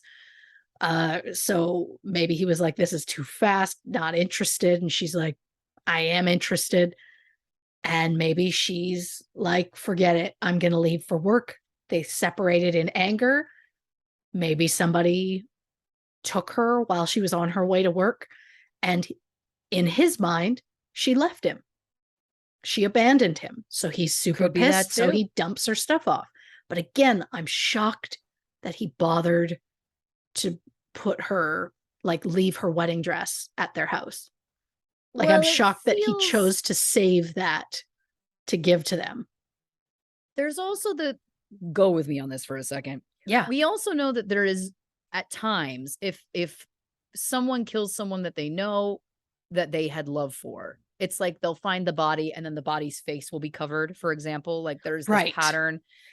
There's also something in whether he killed her or he didn't, that like maybe, you know, in a fit of anger, he got rid of all of her stuff, but it was like he just couldn't do it with the wedding dress. Like that was the thing where it was like, it was his own moral compass, which somebody who's in the military is probably going to have a very strong moral compass or a perception of a moral compass. He couldn't. Do you know what I mean? Like, it's like, I could see it being that it was like, that was the one thing that was untouchable, where it was like, I can't destroy that. I can't give that away.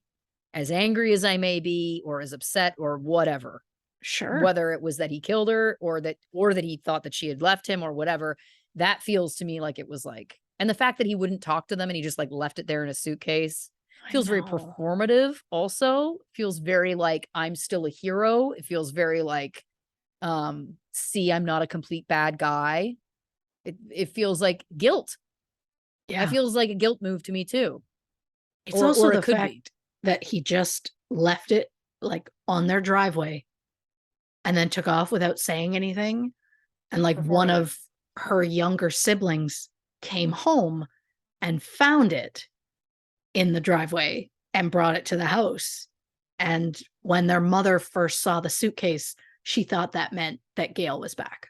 Oh, So then the daughter was like talking about seeing the look of excitement on her mother's face, followed by devastation to realize she was the daughter with that suitcase, not Gail. And so it's like, oh, that's the shit you remember for life. yeah. Well, and that's the other thing too. You could also argue on the other flip when we're talking about the psychology of it, you could also argue manipulative. Again, like to me, Yeah. it does feel like it could be that it's like he didn't want to look like a complete bad guy in their eyes. So whatever. Sure. But it is dramatic and performative to leave a suitcase of someone who is actively missing a month Yeah. after their disappearance with the wedding dress in it on a doorstep. To me, that is a sign of mental state. Doesn't prove murder, but it proves that it's like there's something going on there. And where there's smoke, there's fire, statistically speaking. Yes. All of the above. We know he didn't want that baby. And when he's the only one who is potentially giving her last known whereabouts, where's his alibi? Are people corroborating his alibi? Because as we know, what Yeah. happened overnight? If she was seen last at the bus stop in the morning, but let's say there isn't actually anyone else that can corroborate that, and it was only him, then we know we have a window of time. So then it's like, well, let's go back. Who's the last person that saw her the day before? Yeah. Because it could be that there was 12 to 15 hours where who knows what could have happened. Well, we know what could have happened. And the answer is she could have been murdered and then her body dumped somewhere and that has never been found or disposed of in a Yes. way that will never be found. Oh, yeah. Not being crass. We just do this long enough. We call it like it is the whole point. Oh, 100%. But again, so tragic. And his behavior again is just not Yeah. typical. A month Oh. after a disappearance, you can feel a lot of feelings. You can believe whatever you want to believe, but it just doesn't jive with me. No. No. No. Well, listen, we're off to the races. We're going to continue. We're going to take a quick break right now. I'm going to check in on the workman and we'll be right back. Grab a drink, hit the can, and there'll be more on this episode of True Crime and Cocktails. All right, on 3. Yep. 1, 2, 3. Welcome back to this episode of True Crime and Cocktails. We're, of course, discussing Missing Alberta. Christy has curated a series of unsolved missing persons cases, all from Alberta, Canada. So where are we going next? Well, I love that I wrote, when I organize these missing episodes, it's the second one. Like, it's not like this is not a usual episode that I do. This is literally number 2. But what I have tried to do in these 2 and what I hope to do in the future, I try and make the cases that I choose, make sure that they're like a variety regarding location and victims. I also tend to choose ones that have a lot of information because just reading a list of names for an hour is not going to be enjoyable for anyone.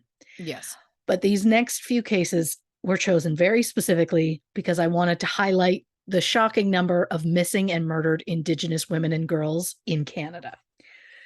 I know that there are similar issues in other parts of the world, but it is especially a problem in Canada. Alberta has the second highest number of these cases. British Columbia has the first. According to the government of Alberta, the homicide rate for Indigenous women between 2001 and 2015 was more than 7 times that of non-Indigenous women.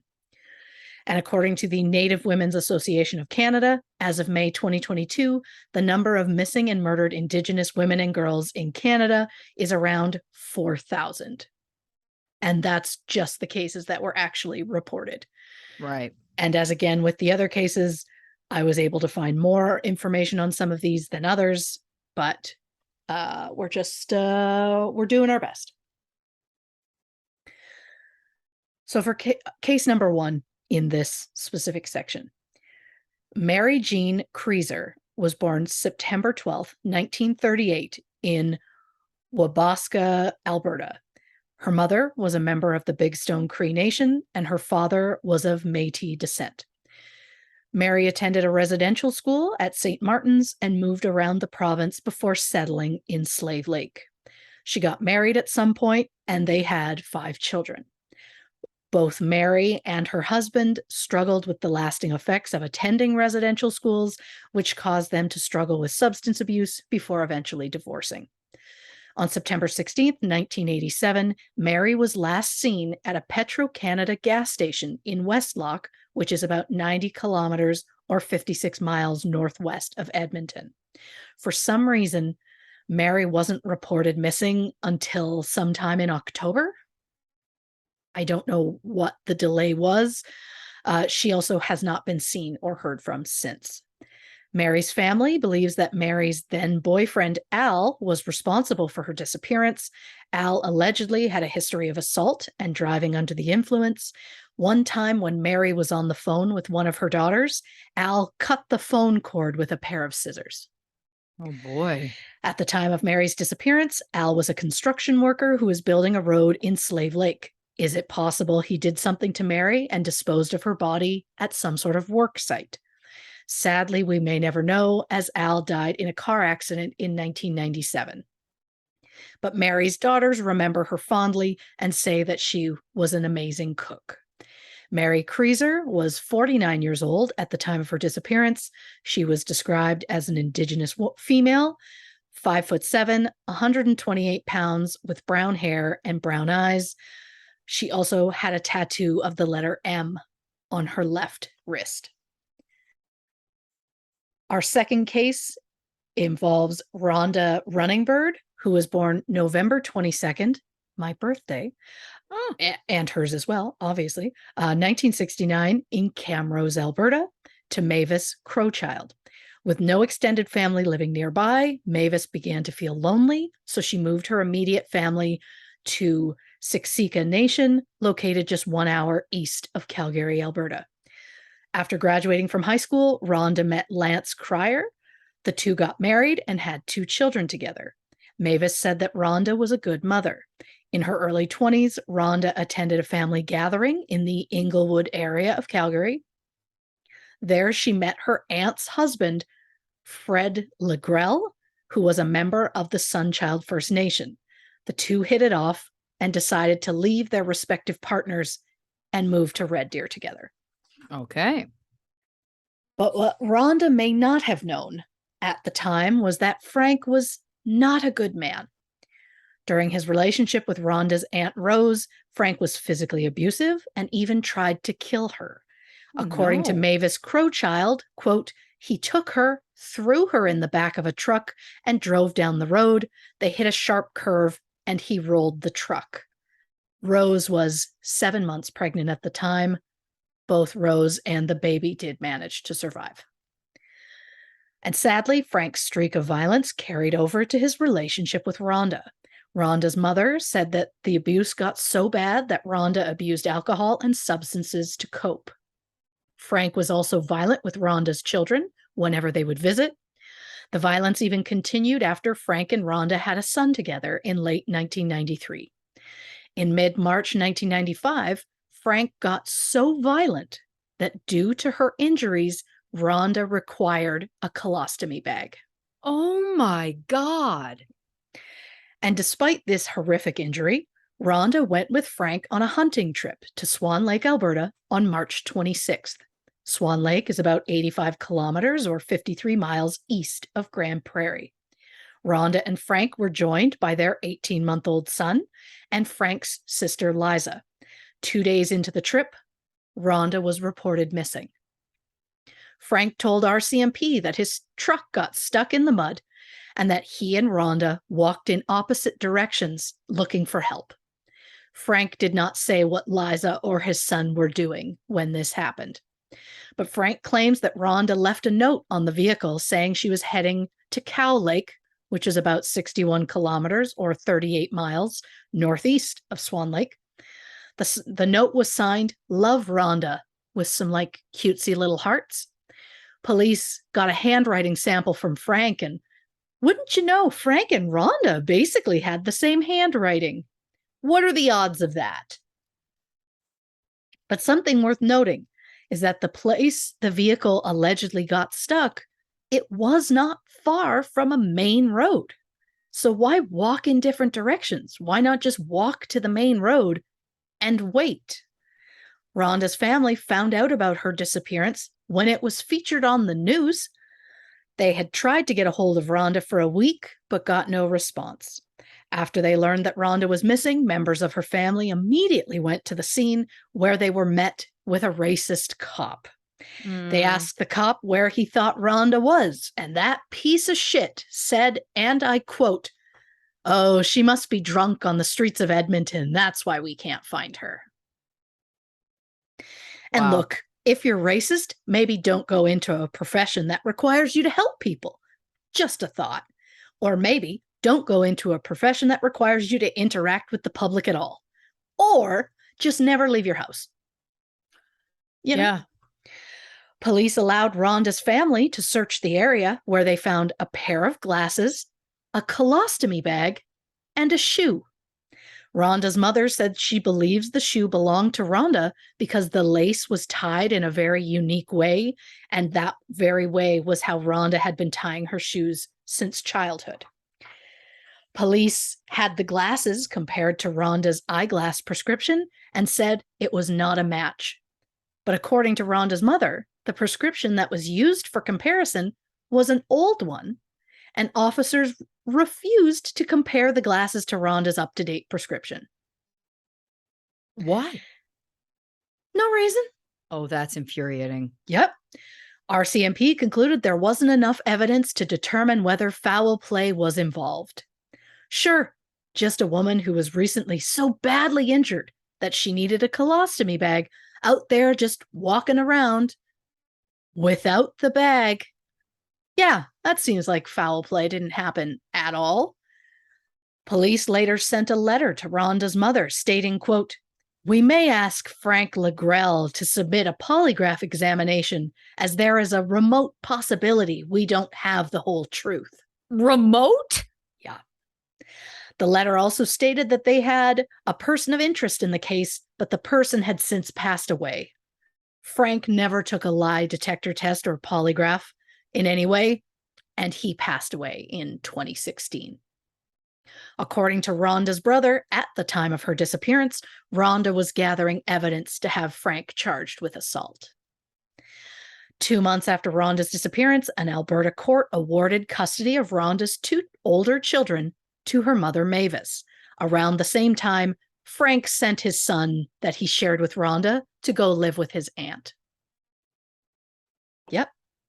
As of September 2022, Rhonda Runningbird has never been found. She was just 25 at the time of her disappearance. Rhonda was described as an Indigenous female, 5'5", 140 pounds, with black hair and brown eyes. She also wore glasses and had 2 hand tattoos, including the initials RRB on her left hand and a cross on her right. Oh, God, that enrages me. So Yeah. there's just so many things you want to scream about. We will, of Yep. course, scream about them later, but Yep. like, you just want to scream. So for our third case in this section, Elaine Frida Aluk was born around 1969 at the Big Stone Cree First Nation. In 1977, Elaine and her family moved to Fort McMurray. Elaine was last seen at the Plaza Tube Mall, now known as the River City Mall, in Fort McMurray, as she was going to see a doctor about her dislocated wrist. She was last seen May 11th, 2004. However, she wasn't reported missing until May 27th. No reason was given why they waited. As of September 2022, Elaine has not been seen or heard from since. Investigators believe that Elaine may have traveled to Vancouver, as she told people that someday she'd like to move there. But since Elaine didn't take any possessions with her and her bank accounts haven't been accessed since, it's safe to assume she didn't walk away voluntarily. Years later, Elaine's family received a tip that they should check the Fort McMurray First Nation number 468, which is 50 kilometers or 31 miles south of downtown Fort McMurray.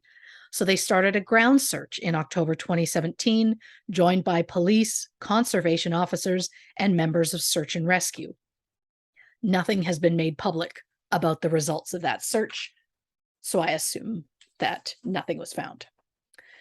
Elaine was 35 at the time of her disappearance. She was described as an Indigenous female, 5'3", 135 pounds, with shoulder-length black hair and brown eyes.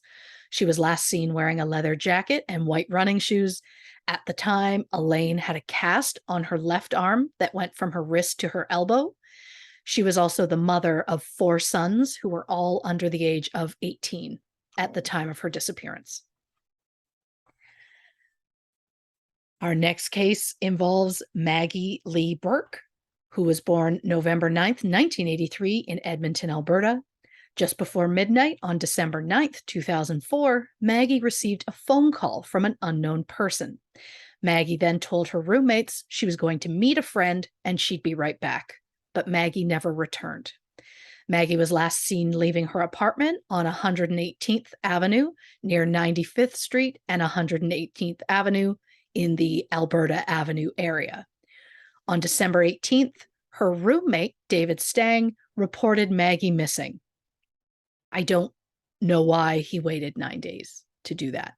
No reason was given as to why he waited, but if that isn't frustrating enough, after Maggie was reported missing to the police, Edmonton police waited 5 months before they bothered to say anything publicly about her being missing. Oh, boy. And maybe it was a racist decision by the police, or maybe it was because Maggie had struggled with substance abuse at times, or that Maggie was known to be a sex worker. I believe it was probably a combination of all of those things that caused police to not treat Maggie like a human being. Ugh. Maggie was also working as a waitress at the time of her disappearance. Maggie has not been seen or heard from since. She was just 21 at the time of her disappearance. She was described as an Indigenous female, 5'7", 125 pounds, with brown eyes and brown hair that had red streaks in it at the time. Maggie also had a tattoo on her left arm of a marijuana leaf. Maggie's mother, Marie, described Maggie as an outgoing and happy-go-lucky person who was friendly and loved animals. Maggie dreamed of one day becoming a veterinarian. She was also the mother to a young daughter named Pippin. Everyone who knew Maggie said that she loved her daughter and would never have left her voluntarily. Edmonton Crime Stoppers put up a billboard in November 2015, hoping to reignite interest in the case. They also released a series of video reenactments. Police suspect foul play, but don't have enough evidence or information to know exactly what happened. Maggie's case is now being handled by the CARE Unit, which is an RCMP organization which investigates cases of missing or murdered vulnerable persons throughout Alberta. But as of September 2022, Maggie's case remains unsolved.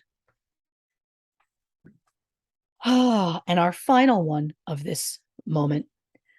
Chantel Alice Rose Bushy was born April 2nd, 1991. She was the second of 4 kids raised by a single mother. Chantel had a difficult childhood. When she was 11, Chantel witnessed her younger sister Summer fall from a wagon and land under its wheel. Oh. Then when Chantel was a teenager, she was sexually abused. According to the Canadian Department of Justice, 25 to 50% of Indigenous women suffer sexual abuse during their childhood. The number of non-Indigenous women is closer to 20 to 25%. According to Chantel's mother, Vivian, around the age of 14, Chantel started hanging out with the wrong crowd. She started then skipping school, which led to her disappearing for a day or two at a time. Chantel spent some time living without housing, sometimes going by the name Kim Starr for some reason. Police said that Chantel was known to hang around with drug dealers and sex workers, but that she was herself neither. Vivian said, quote, "I don't know how many times I reported her missing, and the police would catch her, find her, and then they would drive her back home." At the age of 16, Chantel gave birth to a daughter, Fatima, in April 2007. Just 2 weeks later, Chantel's mother, Vivian, filed for custody. Vivian did not give her reasons why. Chantel was last seen in the downtown area of Grand Prairie, Alberta on December 1st, 2007. However, Vivian didn't report Chantel missing until September 2009. Almost 2 years later. She did not give a reason as to why it waited as long. At the time of her disappearance, Chantel Bushy was 16 years old. She was described as an Indigenous female, 5'5", 119 pounds, with short black hair and brown eyes. She had a tattoo on her left hand of a V and a T, which were her parents' initials. Chantel's mother, Vivian, described Chantel as a very smart, outgoing, and beautiful girl. She was also a talented artist who could, quote, sketch anything you set before her in minutes. There have been no developments on the case, and investigators have not spoken with Chantel's family since 2012.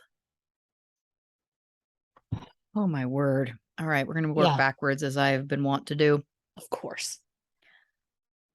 I have a lot of questions here. Yeah. And as you know, I like to approach these things, as anyone knows who listens to this show, I like to approach these things from my psychologist hat perspective. Of course. What immediately stands out to me about this latest one, Chantel, she has her parents' initials tattooed on her when she's 16. Yes. So that suggests to me that she has a great love for them. Sure. Right? You don't tattoo your parents' initials on you if you have a trying relationship, typically. Sure. Or you're doing it because you want to have more of a relationship with them, regardless. There is something that does not add up to me about her mother not reporting her missing for 2 years. Yeah. Given that this is a gal who is close enough or has enough love for her parents that she has their initials tattooed on her. Yeah. You know what I mean? Like, that doesn't jive with me.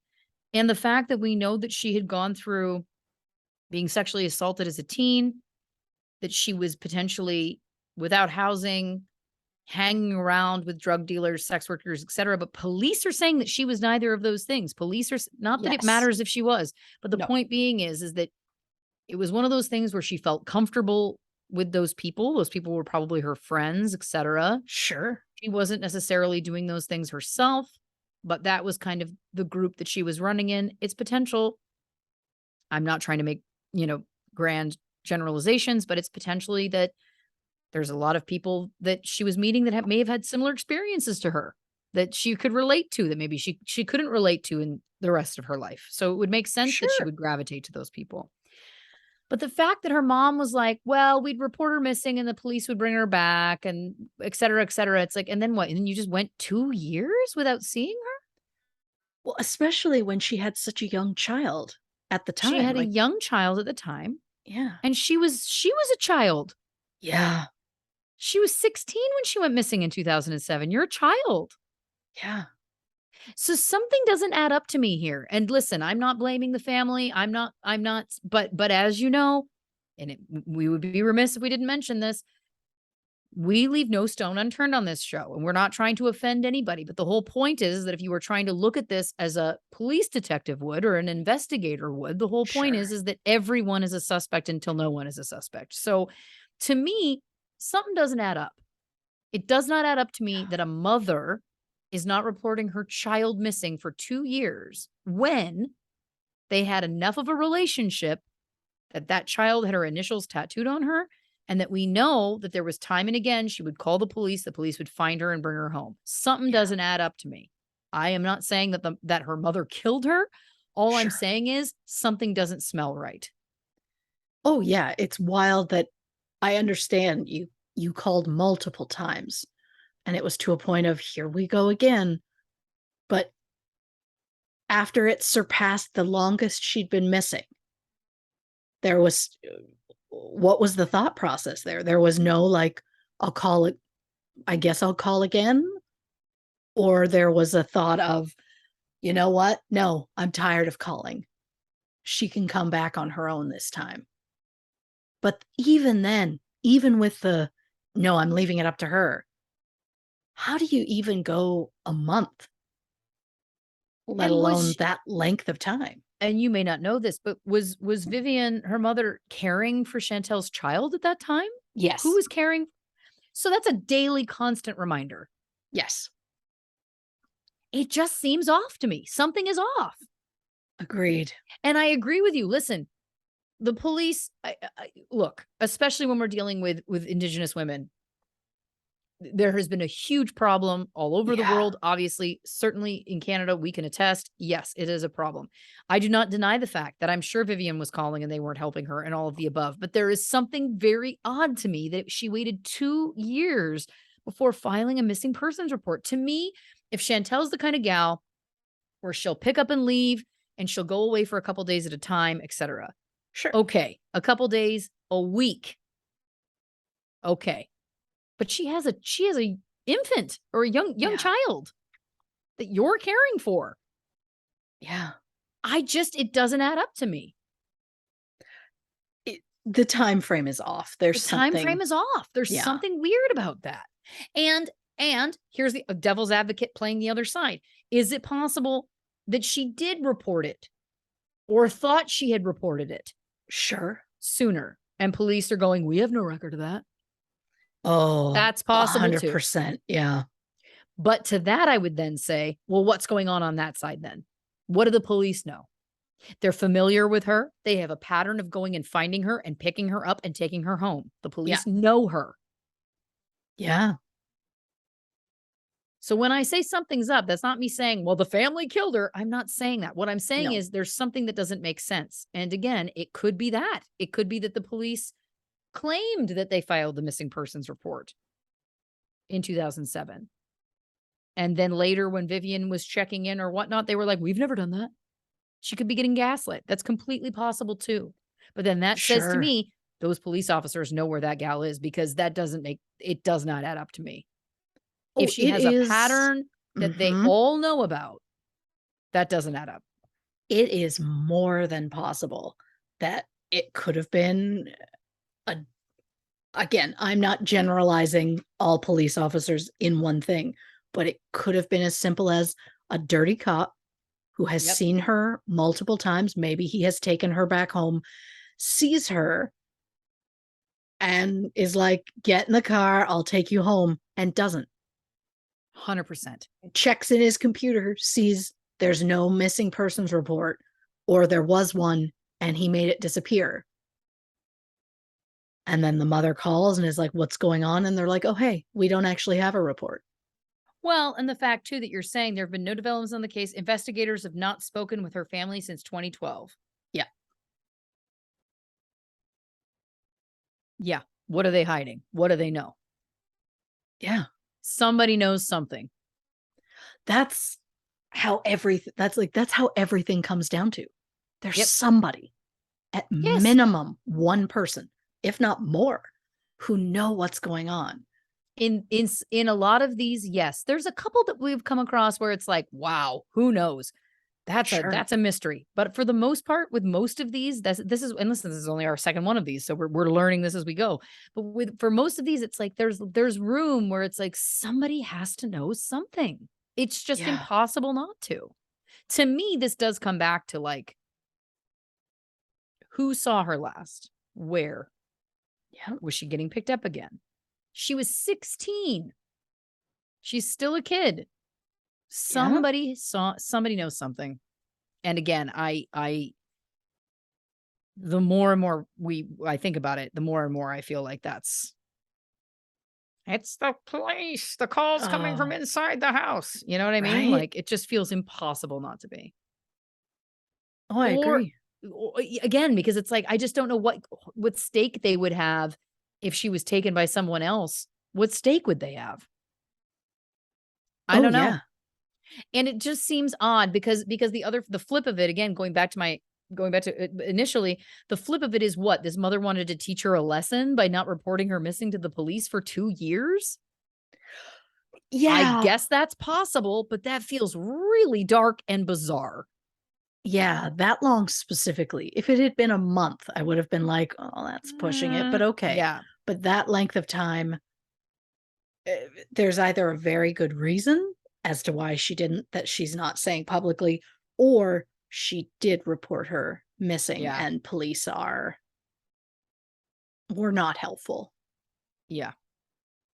Or she thought it was implied. There could be that too. It may not have been Sure. communicated to her properly. Maybe she thought every time she called. Do you know what I mean? It's possible. I mean, listen, I don't know. I wouldn't necessarily know. I don't have children, so I don't know. I wouldn't necessarily know like what I do now because of the podcast, but I wouldn't Of course. pre-podcast.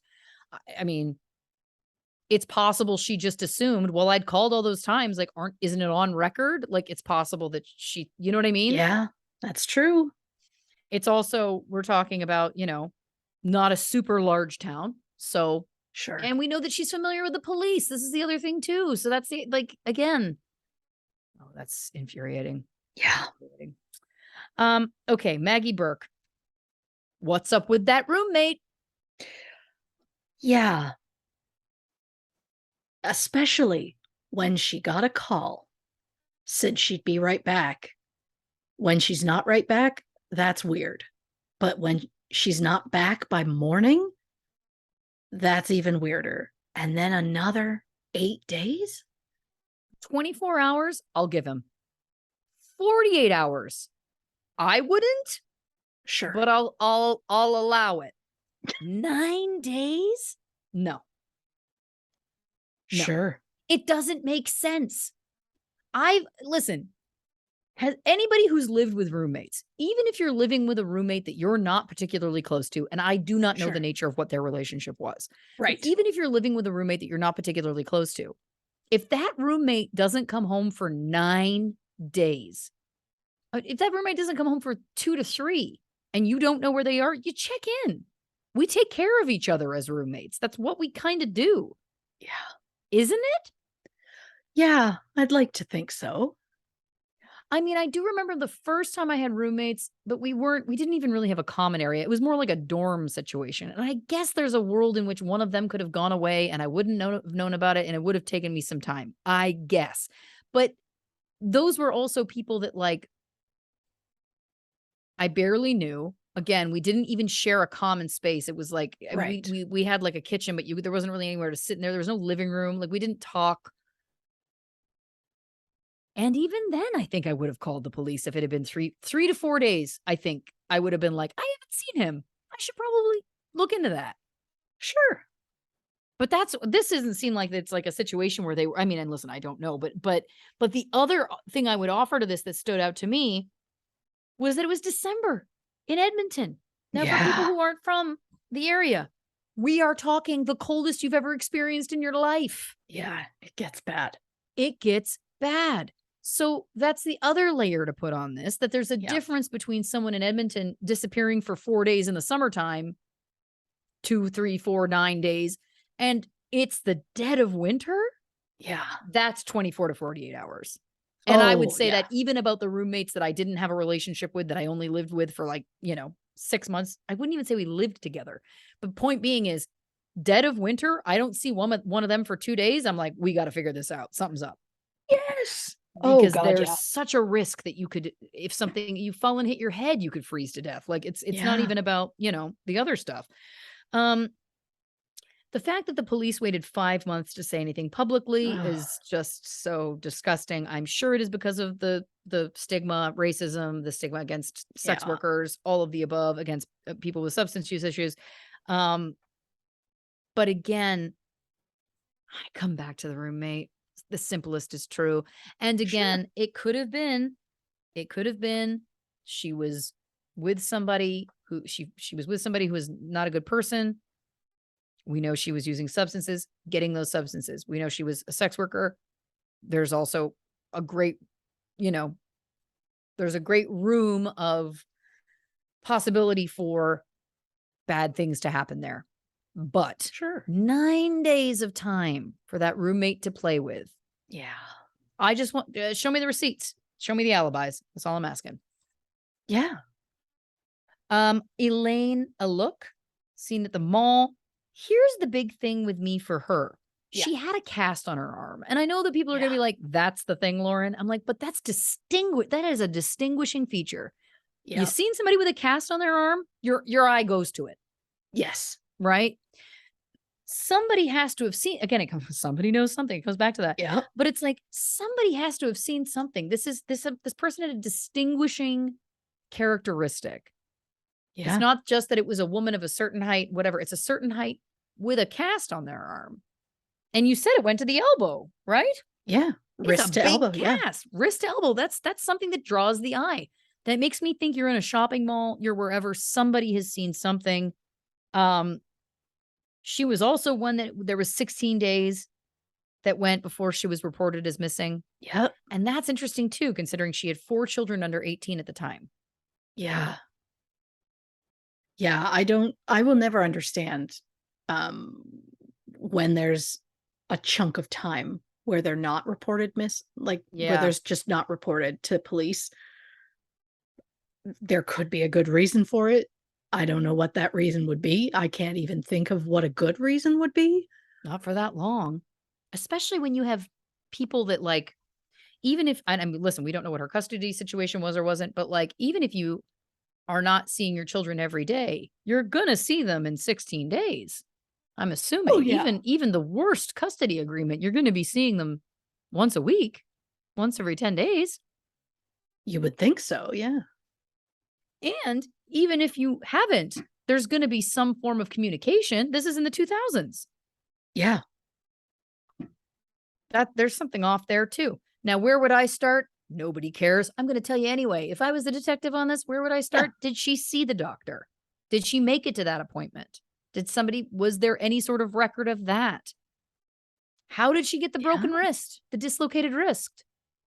Absolutely. That could have just been a mishap, an accident, etc. But where did that happen? Because as we know, statistically speaking. Yep. I mean, not a lot there to dig in on, but to me, it's like, those are the places that you start and somebody knows something. I think there is a podcast called Somebody Knows Something. And what I want to say is brilliant title to whoever it is, because it's so true. Yeah. All right. Rhonda Running Bird. This is tragic. This one is heartbreaking to me. This is, the case of someone living in the throes of domestic violence, domestic abuse to a level that is ungodly. Yeah. Domestic violence so bad she's left having a colostomy bag. I don't even need to get into speculating about what that could be. The point is, horror show. Plain and simple. I purposely did not mention it in the episode. I'm sure you know, and God bless you. Here's where it falls apart for me. Yeah. And you correct me at any point if I'm wrong, because sometimes as I'm taking notes, I mistake information. Sure. He said the car got stuck. Yep. We went in opposite directions. Yep. And she left a note on the car? Yep. So, again, correct me if I'm wrong. They're in the same car. Yes. They decide to go opposite directions for help. Yeah. Why would she leave a note on the car? I don't know. I mean, this is detective work. Level A. This is real low level stuff here, guys. Especially when there was a main road nearby and neither of them went in that direction. And again, the person who was recently injured and having probably some difficulty walking, she didn't stay behind. What happened with the child? What happened with the sister? Well, the sister knows. Oh, of The course she sister knows. does. But again, it just, to me, the fact that then the handwriting on the note matched hers, it's like, we are building a case here, guys. And when I say guys, I'm speaking to the police detectives who are Yeah. involved here. We're building a case here. There's Yeah. no reason why a person would walk away and then come back and leave a note. That's like, love you. That doesn't make any sense. Yeah. It also Oh, matches his he wrote the handwriting. note. He wrote the note. He But did. again, such a admission of guilt. The fact that he never took a polygraph, the fact that he died, he's now dead. Yeah. The fact that he gave their son away. Yeah. The idea also that they found glasses and then the mom was like, "Oh, that isn't her current prescription," but they wouldn't retest them. Yeah. My first thought, who does Frank know in the police? How is he connected to the police? Why are they covering this up for him? It's wild. Like, I know that I would be a terrible police officer, but I'm immediately like, "Oh, it's Frank." Well, we've Like, got a lot here, though. That doesn't make you a terrible police officer. There is a lot here. The fact that again, it's like she's never been found, like the sister knows something. oh, she has to.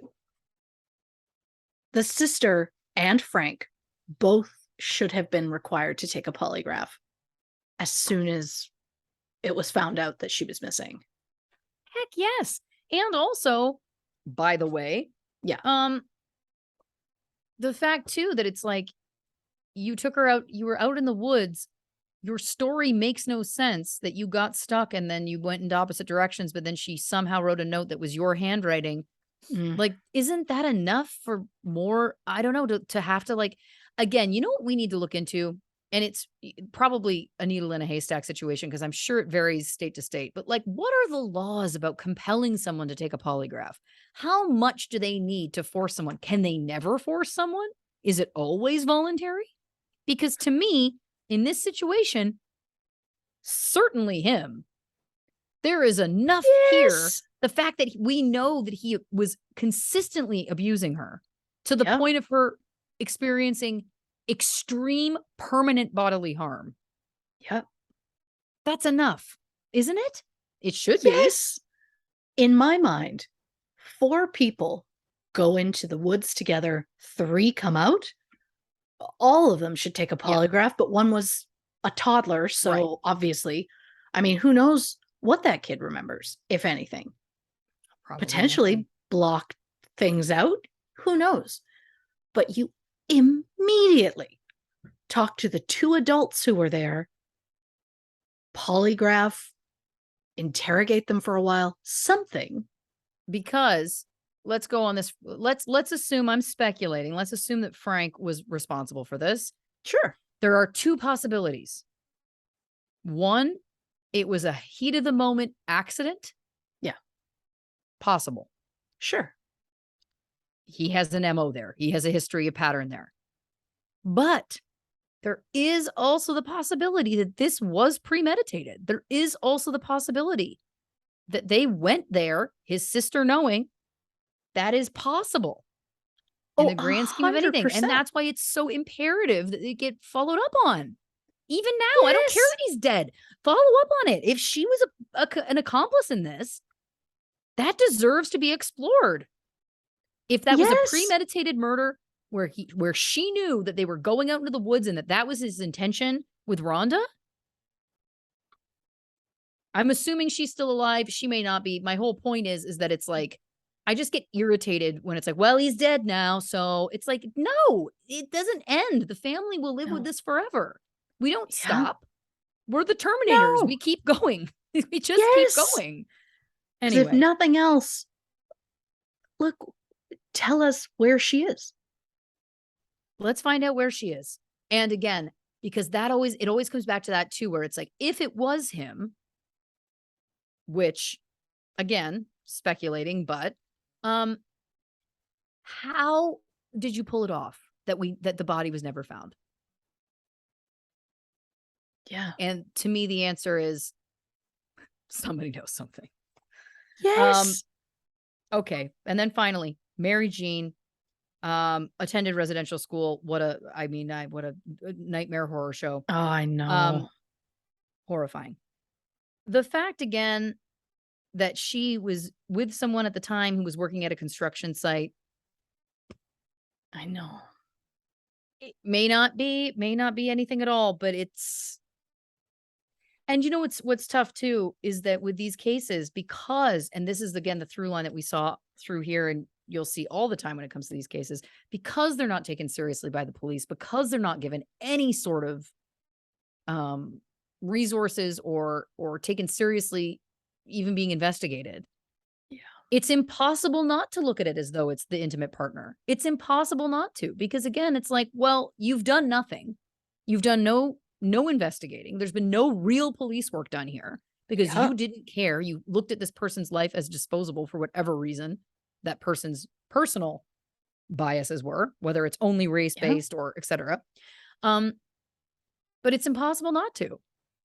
So when you look at it and you go, well, she had a partner who was working at a construction site, had access of somewhere to get rid of a body. It's like, well, that's where I'd start. Yeah. I mean, it's frustrating when they don't appear to do anything for a case at all, but it's even more frustrating when it's like, wow, that feels so obvious from our perspective of where to start. And I Some understand ideas. that it's, there's lots happening that there's potentially, these departments can be overrun. But to me, it's just like, Sure. I just don't know how people live with themselves when Oh, they, God, for no. example, wait 5 months before going public about a case. Oh, I know. For when they don't properly research or vet these things, for when they don't force or again, apply whatever force to get a polygraph out of someone that seems like all signs are pointing to him. Yeah. I wish you well. I wish you well in your afterlife, because I just don't think that if there is one, you're going to be calm. Well, listen, it's time for another break. We're going to get one more drink. We're going to hit the can one more time. I'm going to celebrate the fact that guess what? I have working AC for the first time in 2 weeks. That's right. It's happened, dear listeners. Thank God. And we will be back with more on the missing Alberta episode of True Crime and Cocktails. Let's clap, God willing. 1, 2, 3. Welcome back to this episode of True Crime and Cocktails. We are, of course, in our missing Alberta episode. Christy, what do you got next? Well, I've got 3 final cases for us. Let's do it. I did the first section and this last section I've all done in chronological order. Not that it matters. Was that a bit of a brag? For what? I don't Just know. know. I'm out of my Just mind. know. I noticed. I thought you might. I did. I thought you might. Look, I put the dates on the timeline for a reason. I know you do. I know you do. Oh, she is who she is. Imagine how fun I was in high school. The answer is I was a ton of fun. Yeah. I was a ton of fun. She was. I can attest to it. Well, there it is. The fact that we didn't go to high school together is the true shame, because I would have loved to have teachers be like, oh, fuck, it's the Ashes. You know? It's the Ash Girls. It's like, how does this work? Like, no, come on. It would have been amazing. So, would have. Dean Curtis Mortensen was born in 1973 in Grande Cache, Alberta, which is about 435 kilometers or 270 miles west of Edmonton. He was the oldest of 4 children and was said to excel in both school and in hockey. In the fall of 1991, Dean started his freshman year at the University of Alberta, which is located in the provincial capital of Edmonton. Oh, I can't believe it's been this long into the episode before I've mentioned that. Dean was majoring in science and lived at the St. Joseph's College residence with about 62 other men. Dean also played defense for their hockey team, the St. Joe's Rangers. On January 23rd, 1992, a few weeks into the second semester, Dean and some friends decided to go to a local student pub called The Ship. It was located at the Lister Hall residence near the Jubilee Auditorium, 550 meters or 0.3 miles from their residence at St. Joseph's College. Around 12:30 a.m., Dean left the pub with 2 friends and they headed back to St. Joseph's. About halfway back, one of the friends realized that they had forgotten something at the pub, so he decided to go back for it. The other friend went with him, and Dean chose to stay behind. He was about 87th Avenue and 114th Street behind a pavilion known as the Butterdome. From there, St. Joseph's College was about 486 feet or 150 meters away. When the friends returned a few minutes later, Dean was gone. The next day, Dean missed his morning class, which was out of character. His friend Stephen Belland said he knocked on Dean's door that morning on the way to class, but got no response, so he assumed that Dean had slept in. But when Dean missed all 3 morning classes, Stephen went back to Dean's room at 1 p.m. and convinced a prefect to unlock the door. Nothing was disturbed, and Dean's bed had not been slept in. Police found Dean's disappearance to be unusual, but not suspicious. They canvassed the area, but found no sign of Dean. As of September 2022, Dean Mortensen has not been seen or heard from since. Dean was just 18 at the time of his disappearance. He was described as a Caucasian male, 6'1", 165 pounds, with brown hair and brown eyes. He was last seen wearing blue jeans, a dark blue St. Joe's Rangers hockey jersey, a dark blue St. Joe's Rangers hat, and a Grand Cache Bantam Elks jacket with white leather sleeves. One sleeve says Dean, the other says defense. Dean was described as responsible and very bright. On February 2nd, nearly 2 weeks after Dean went missing, a librarian found a dark blue St. Joe's Rangers cap in the backyard of a residence near 108th Street and Saskatchewan Drive, not far from the high-level bridge which crosses the North Saskatchewan River. Police verified that the hat did belong to Dean Mortensen. It was the only trace of Dean that has ever been found. So did Dean take off voluntarily? Probably not. He withdrew $20 before the night out, and his bank accounts, which had more than $3,000, have not been touched since. There was also nothing in his life to indicate that he wanted to escape in any way. I think if he was planning to walk away, he would have withdrawn more money than he did. I also don't think Dean would have just wandered around as it was minus 10 degrees Celsius or 14 degrees Fahrenheit. So not the most comfortable weather to wander around in. Since the hat was found in an area near a bridge, is it possible that instead of going back to his room, Dean kept walking and decided to take his own life by jumping off that bridge? He hadn't shown any indication he was upset in any way, but we, of course, don't know what was going on in his mind. Dean's friends said that he had consumed 2 to 3 beers and a couple shots of vodka over the course of the evening, but that he didn't seem visibly intoxicated. None of the witnesses at the bar said that he was intoxicated. However, Dean didn't drink very often, so it's possible he was more inebriated than his friends realized. Maybe alcohol played a factor. If he jumped because he was drunk or even just wandered off because of it, I just have to believe his body would have been found by now. Police officially called off the search February 7th, just 2 weeks after Dean went missing. And if that doesn't sit right with you, then neither will this quote. When asked about Dean's disappearance 6 months later, in August 1992, Staff Sergeant Steve Koenig said, quote, "From what we can see, this kid had it all. There was no reason for him to want to commit suicide, no reason for anybody to abduct. I think something snapped in him, whether it was caused by the alcohol, pressure from school, or whatever, and he just, being half drunk, decided that life ain't worth living and took a walk." Why make that statement? Yep. Oh, yeah. It is easily one of the more inconsiderate things I've ever heard from a high-ranking police officer. And also, no reason for anybody to abduct? What reason does any predator have to abduct someone?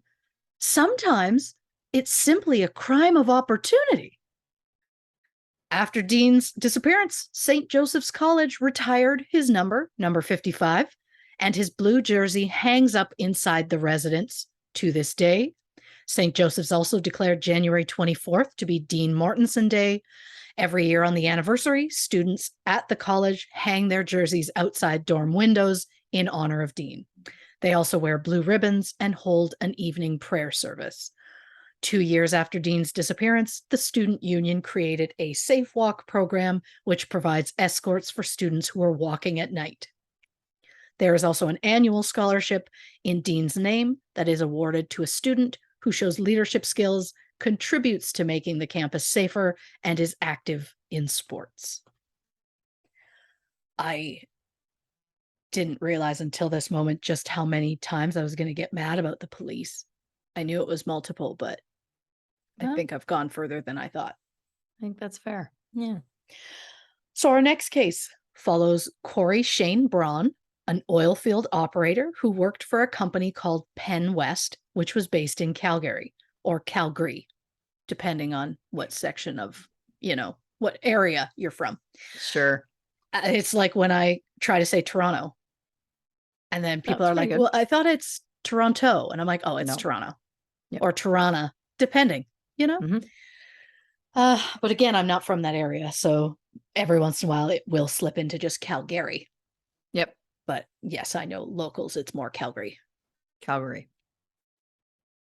So at the time, Corey was working out of Fort St. John, BC.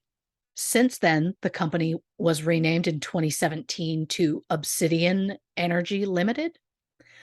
On November 20th, 2004, Corey drove 254 kilometers or 158 miles east from Fort St. John to Peace River, Alberta, for the company Christmas party.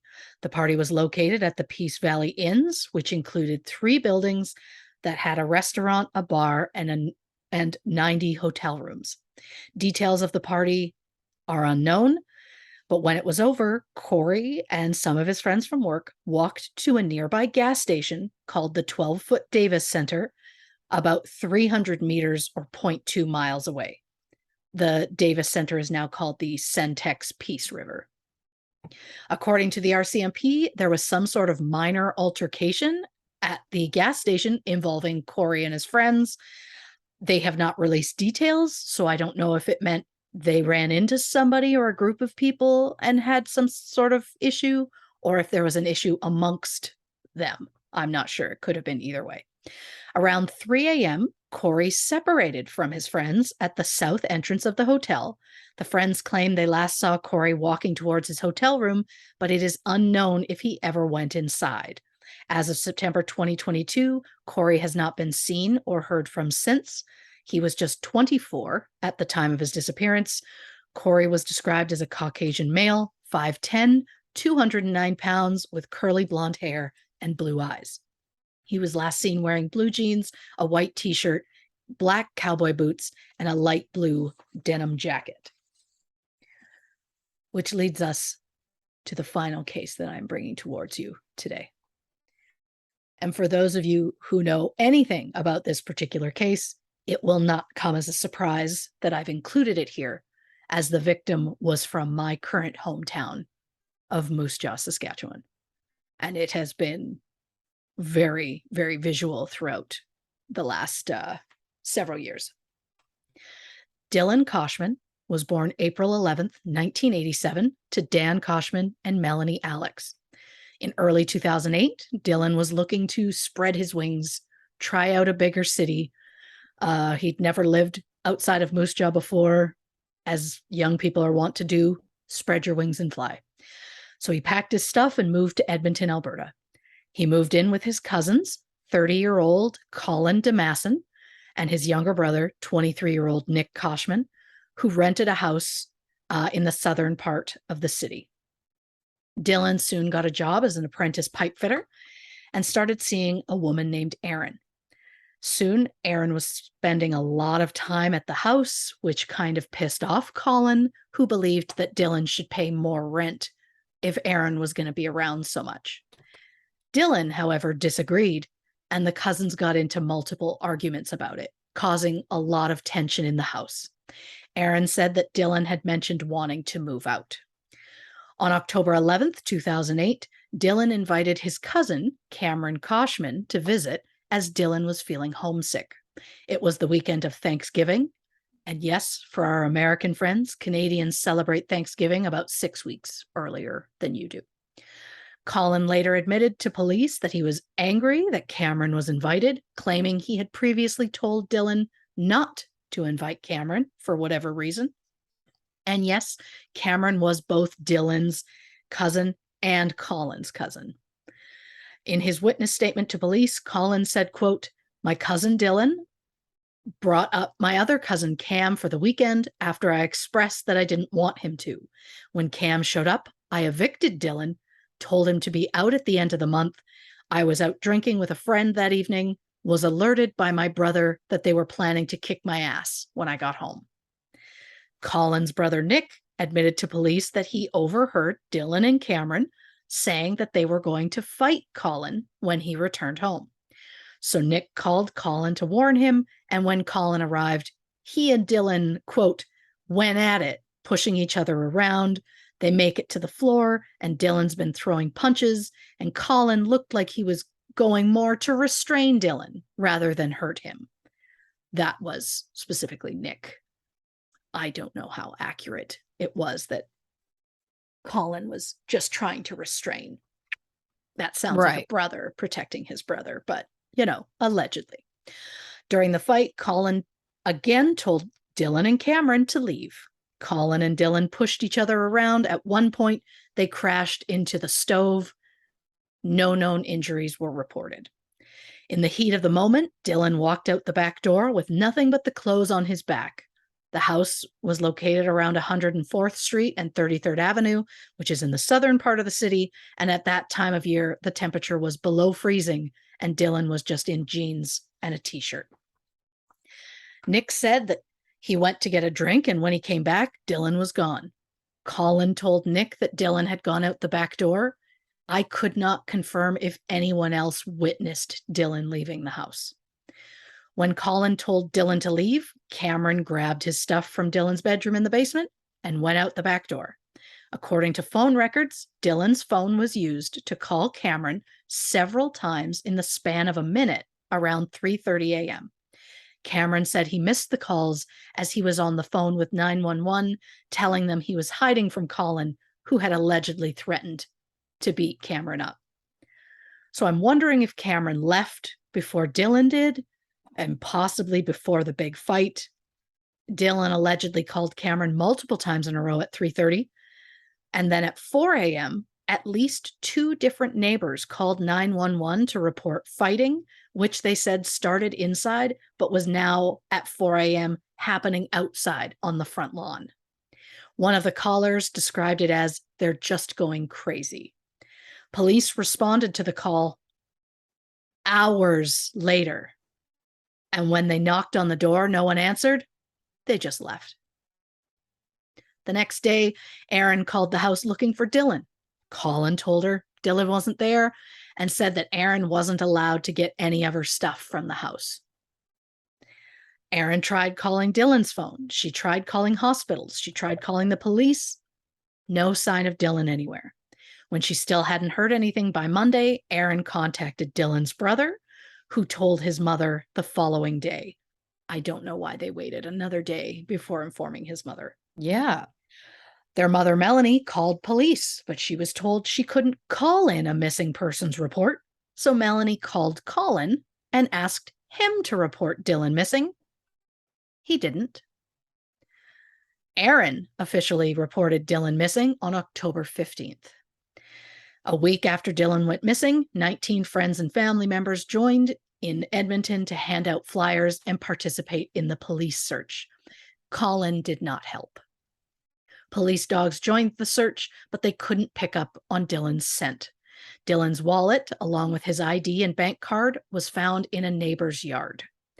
When the family was speaking with police, Colin said, quote, "This is Edmonton. People go missing all the time. Bodies could be dumped in construction sites." Which is a pretty tasteless thing to say when your family member's gone missing and that family member's mother is just right there. Also, talking like this is Edmonton. Like, okay, buddy. Yeah, it's not exactly the heart of New York, or Thank you very much. like Yeah. size wise. I'm No. not saying anything negative about you, New York. I'm meaning like size wise. Come on, stop it. When Colin was outright asked where Dylan could be, Colin said, quote, "I'm not his keeper." It should be said that Dylan's immediate family don't believe that Colin was involved. Dylan allegedly left the house without a jacket and the temperature was below freezing, so it seems possible he could have been a victim of exposure. But if that was true, his body likely would have been found by now.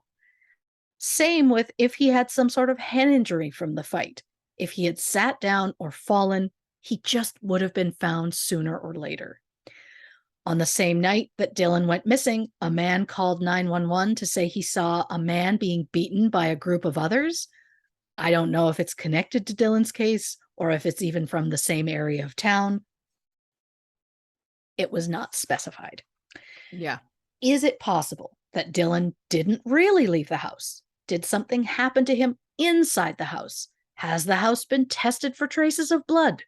One of Dylan's aunts later said she found a roll of blood-soaked paper towels in the house when she arrived to help with the search. So I want to know who saw Dylan leave, because to me, it's more than possible he did not leave on his own, especially if Colin is the only person that's saying he left. Yeah. According to the Fifth Estate, 98% of missing persons cases in Edmonton are solved, and usually within 24 hours. Dylan Koshman has now been missing for nearly 14 years. Dylan's case was originally assigned to the Missing Persons Unit and listed as an unexplained absence. In 2017, Detective Bill Clark declared the case to be a homicide. He has not announced publicly any evidence that would explain the change, but we know that the Edmonton Police Department Homicide Unit has been part of Dylan's case since 2015. Detective Clark believes that somebody has been lying to police and family about what really happened to Dylan. Dylan Koshman was just 21 at the time of his disappearance. He was described as a Caucasian male, 5'9", 190 pounds, with brown hair and hazel eyes. Dylan also had earrings in both ears and small scars on his left cheek and left eyebrow. He was last seen wearing jeans, a dark-colored t-shirt, and skate shoes. Dylan was described as an entertainer who liked to make people laugh. There have been billboards, interviews, and over 40,000 missing posters, and yet no sign of Dylan has ever been found. Dylan's family holds a candlelight vigil in Edmonton on the anniversary every year to keep Dylan's case in the public eye. And that is essentially what we are trying to do with these missing episodes. They're a reminder that these victims were human beings with families who loved them. And we're just trying to put the stories out there in the hope that someone will come forward with information that could help these families finally get the closure they deserve. Reporting for True Crime and Cocktails, I'm Christy Oxborrow. Wow. Yeah. Wowzer. Yeah. You know, the first thing that comes to me about this Dylan Koshman case is, as I've talked about on this show before, we hear about it all the time. If you've watched any episodes of Law and Order, you'll know this. One of the first things they'll ask a family is, was this person in an argument with anybody? Was there somebody? The fact that he was in an active kind of dispute with his cousin Colin. Yeah. And then he invited their other cousin to come visit. And then there was this kind of, speculation that was because they were both going to, quote, beat up Colin, whether that's true or false.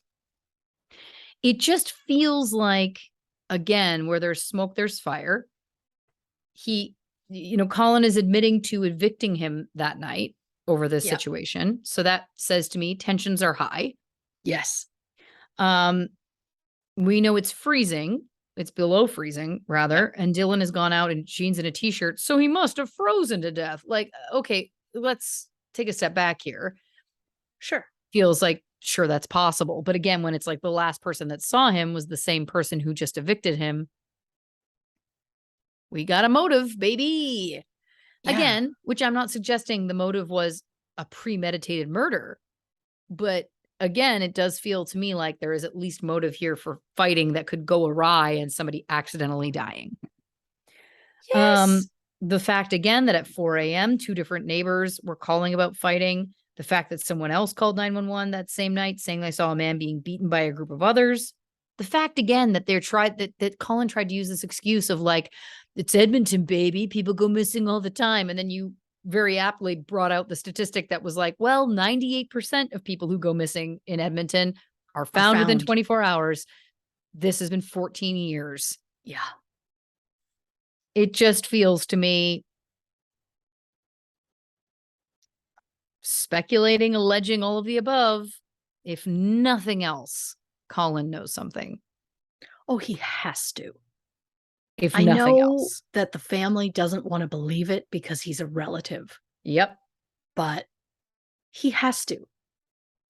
He is the last known person to have seen him.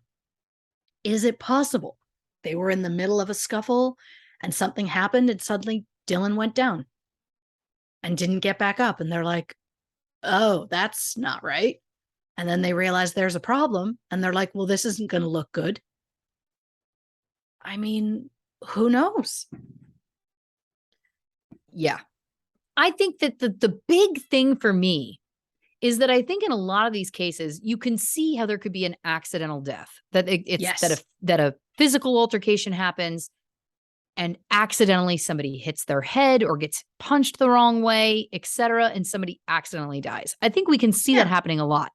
The piece for me that is confounding is how is it that someone is able to hide a body so well that it's never found? Yeah. Luck?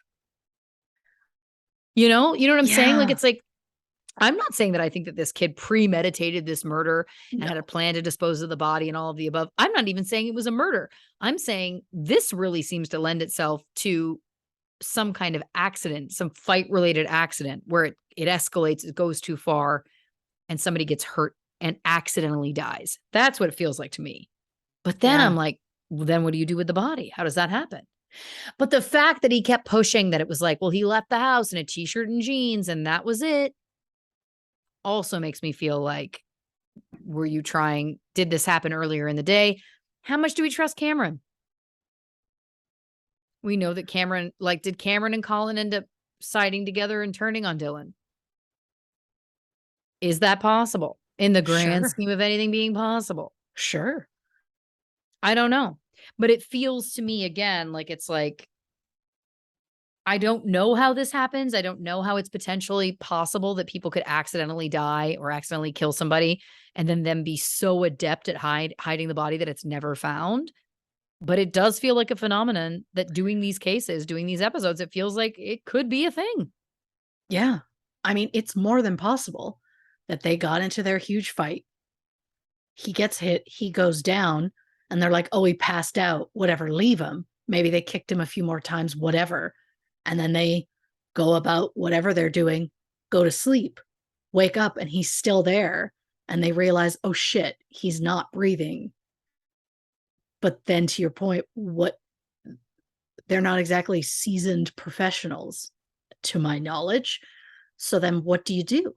Yeah. Like, especially that there's just no trace. I need to believe that they went inside that house and sprayed what they needed to spray and tested what they needed to test just to make sure that there was nothing in that house. Well, but we don't know that. No. Because also keep in mind, 190 pounds is no joke. No. 190 pounds is no joke. No. When we talk about some of these other abductions, sometimes, often we're, again, in this episode alone, we're hearing a lot of like 5'3", 119 pounds, 5'4", 123 pounds. Like we're hearing a lot of like, but 5'9", 190 pounds, that's no joke. That's not easy to move. He's solid. Yeah. He's a sturdy guy. That's not going to be as easy as, moving anybody isn't easy, but you know what I'm saying? It's like, that's essentially like almost 2 of what we're talking about with some of these other cases. Yeah. So again, it just feels to me when there's when we know that the number one thing is intimate partner, and then like the number Yeah. two thing is who are you in a grudge with, or is there someone that has a grudge against you? Yep. It just feels like there's this being a random crime feels virtually impossible to me. He's going out at 3:00 in the morning or whatever, and someone's, I don't know. It just doesn't feel right. It feels like this was a fight gone wrong. Oh yeah. And that Also, Cameron doesn't want to get involved in it either. Either he was on the other side and we don't know that, or it's like he could be complicit in just like, we got to make this go away. yeah. Oh, Who I'm knows? I'm convinced something happened in that house because when Dylan's girlfriend called, I don't know if she asked to get any stuff or not, but it was Dylan's not here and no, you can't come get your stuff. So did she ask if she could come get her stuff? Or did they immediately say, and no, you can't come in the house? That's interesting. Because why can't she come in the house? Why can't she be inside the house? Is there cleanup that has to be done? Is there something going on that you're not saying? I don't know. I just find it. I would like to have a discussion. No, I would like to read the police's discussion, see a video of it, something with those men because they know something. 100%. Yeah. There's something that they are purposely not saying because they don't want to implicate themselves, or I don't know. It's possible he did walk out the door. But then where the hell did he go? And how did he disappear without a trace? If Yeah. you just fall asleep or fall over and freeze to death, your body will be found. Yeah. Yeah. Even if it's a case of like, oh, then it snows and covers the body and you don't find the body for months, it will melt. So you will find him. So it's just wild to me. Like, did they do something and then find him passed out the next morning in the snow or something? And they were like, oh, this will be funny. And they put him in a dumpster. Or they beat him up till he was unconscious and put his body in a dumpster.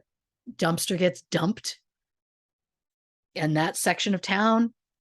They don't look through everything that gets dumped from garbage trucks. So who knows? Who knows? Yeah, that's a tough one. That's a tough one. It also feels to me like there's more to the story. Are you really so angry at him because his girlfriend's over all the time? Is that the only reason you're angry? Or are you angry that he has a girlfriend and you don't? Like, is this a deeper thing? Oh, yeah. Okay. You know? Okay. Because that feels like I get it, but also like, come on, man. Like, really? Yeah. And also, like, is she just like sitting there hanging around all the time? Or are they like in another section of the house and you don't interact? Like, what's your big deal with her being there? And also, why couldn't that cousin come to visit? Well, what's the common denominator? Colin. Yeah. So something's up. Oh, yeah. I agree. Corey Braun. This is an interesting one because it feels again like the police have hidden facts, hidden evidence to protect the case or whatever. But it's like, they walked to this party, him and his friends, they walked away from this party to the gas station and, quote, an altercation happens. Yeah. But we know no details of that because the police have sealed that information or aren't sharing that information. Right. But then he's last seen walking to his hotel room, which, again, we need to believe was him. But I feel like also it could go either way. That's one of those situations where it's like, is there an altercation? And he, wow, no, that doesn't make sense either. That doesn't make sense either. For me, again, it's the lack of body. That's what's wild with the Corey Braun case. It's like, okay, so there was an altercation again and the same kind of theme. Yep. Is it possible that something got physical? It went too far. It was an accident. Somebody hit their head. But then where does the body go? And if he really was seen going to his hotel room, then where did he go and what happened? Yeah. It's just nobody just up and vanishes. No. Like there has to be something, which is why it's so frustrating when there are so many that are like, how is that possible? Yeah, I just don't get it. I know. That one is odd. Again, I wish they'd release a little bit more info about what exactly happened at that gas station. Was it with his friends? Was it with other Yeah. people? Because it feels again like it's like there's something that we're missing here. And it's impossible to Right. speculate without that one other nugget, you know? Right. Dean Mortensen. Um, okay, this is interesting too. I, of course, again, not to be this person, but it's Yeah. who we are. So Yes. he's with these two friends. They go to walk away, and then the one friend is like, oops a doodle, I left something at the bar. And then conveniently, the other friend goes, and when they came back, Dean's gone, and no one ever sees him again. Yeah. Those two friends know something. Sorry, full point blank. Sorry. Is it possible that what they're saying is true and that someone abducted him at that point and murdered him and dumped his body somewhere and it was never found? Yeah, Sure. sure, that's possible. Is it possible that he decided to take his own life? It's possible. I don't really Sure. again, we never know what private battles people are fighting. Right. But it doesn't really feel like there was a lot of other signs. It doesn't really feel like there was a lot of signs that in that specific moment. I also think, again, yeah, that statement by that cop was so irresponsible, Yeah. beyond irresponsible, glib, Yeah. not helpful, etc. Um, his hat was found later, which is interesting. Yeah, I don't think he walked and tried to go and start his life somewhere else. Why? No. Why? And he didn't take enough money. I don't know. I again, again, I go back to the simplest explanation is true, or at least that's where I start. And it's those two friends. So you Yeah. were with him and then you left him randomly somewhere. And when you came back, he Yeah. was gone. And oh well, doesn't sit right with me. Why'd he choose to go with the one friend instead of going with Dean? Yeah. Because only one of them had to go back for his stuff. Why didn't they all go back? Yeah. Why didn't they send the friend back alone? Yeah. Like, I don't know. It just doesn't sit right with me. No. And again, I'm not suggesting that those two guys killed him or those two friends killed him. What I'm suggesting is they're not saying something that There's something. Yeah. even if they weren't personally responsible, there is something that they're not saying because it just doesn't make sense. Oh, well, one of us forgot something and then we both went back together.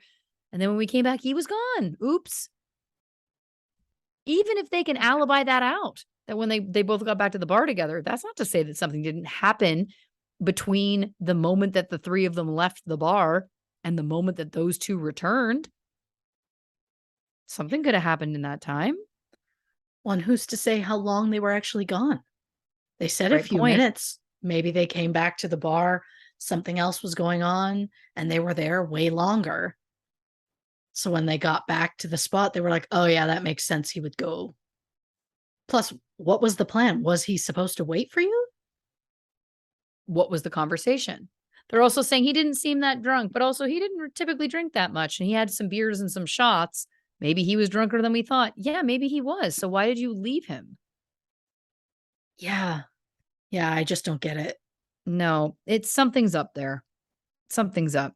I think again, and to your point, and this is the point that we keep coming back to, is that even if those two had absolutely nothing to do with his death legitimately, which could Yes. absolutely be the case, Yes. it is the details. And I know that we're only able to speculate on what we can find. And the police Yes. may have more information, but we're speculating on the details that we have because that's what's public and that's all we can do. Right. From the way that it appears, is my point. For us not to have a more in-depth timeline is so imperative in terms of what the journey was. So yeah, you two may have had nothing to do with his disappearance or death. Absolutely agree. But we need a lot more details about what was the situation? What was the deal that you made? How much time exactly were you gone? Can we corroborate that that's exactly how much time that they were gone? Can we corroborate? You know what I mean? Like, it's like, these are to me, the ways that you start to build a case. And I'm not saying that the detectives in these cases aren't doing that. They absolutely might be. But you know as well as I do, we certainly don't see it.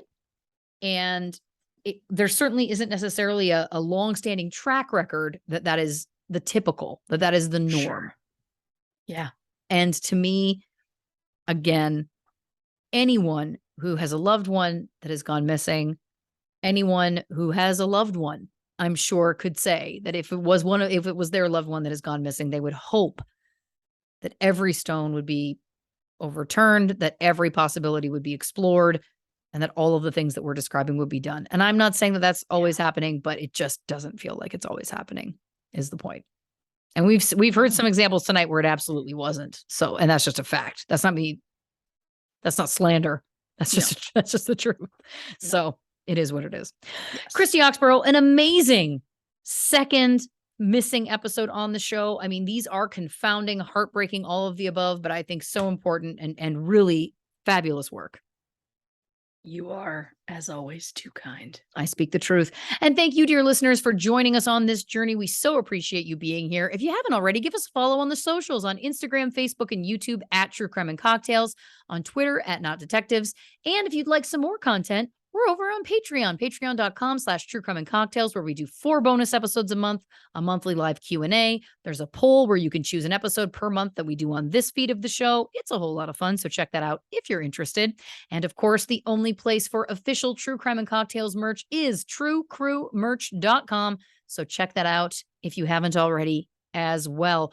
Christy, do you want to tell the people about next week's episode? Oh, I think you'd probably like that, Honor. I don't know about on the next True Crime and Cocktails. The McDonald's Massacre. Oh. Let me tell you a little something. I was researching this today. It's a hard thing to get through. Yeah. But I absolutely ordered McDonald's as I did it because that can't stop it. Christy, do you want to say goodnight to the people? Good night, Dave Grohl. Good night, future time traveling us.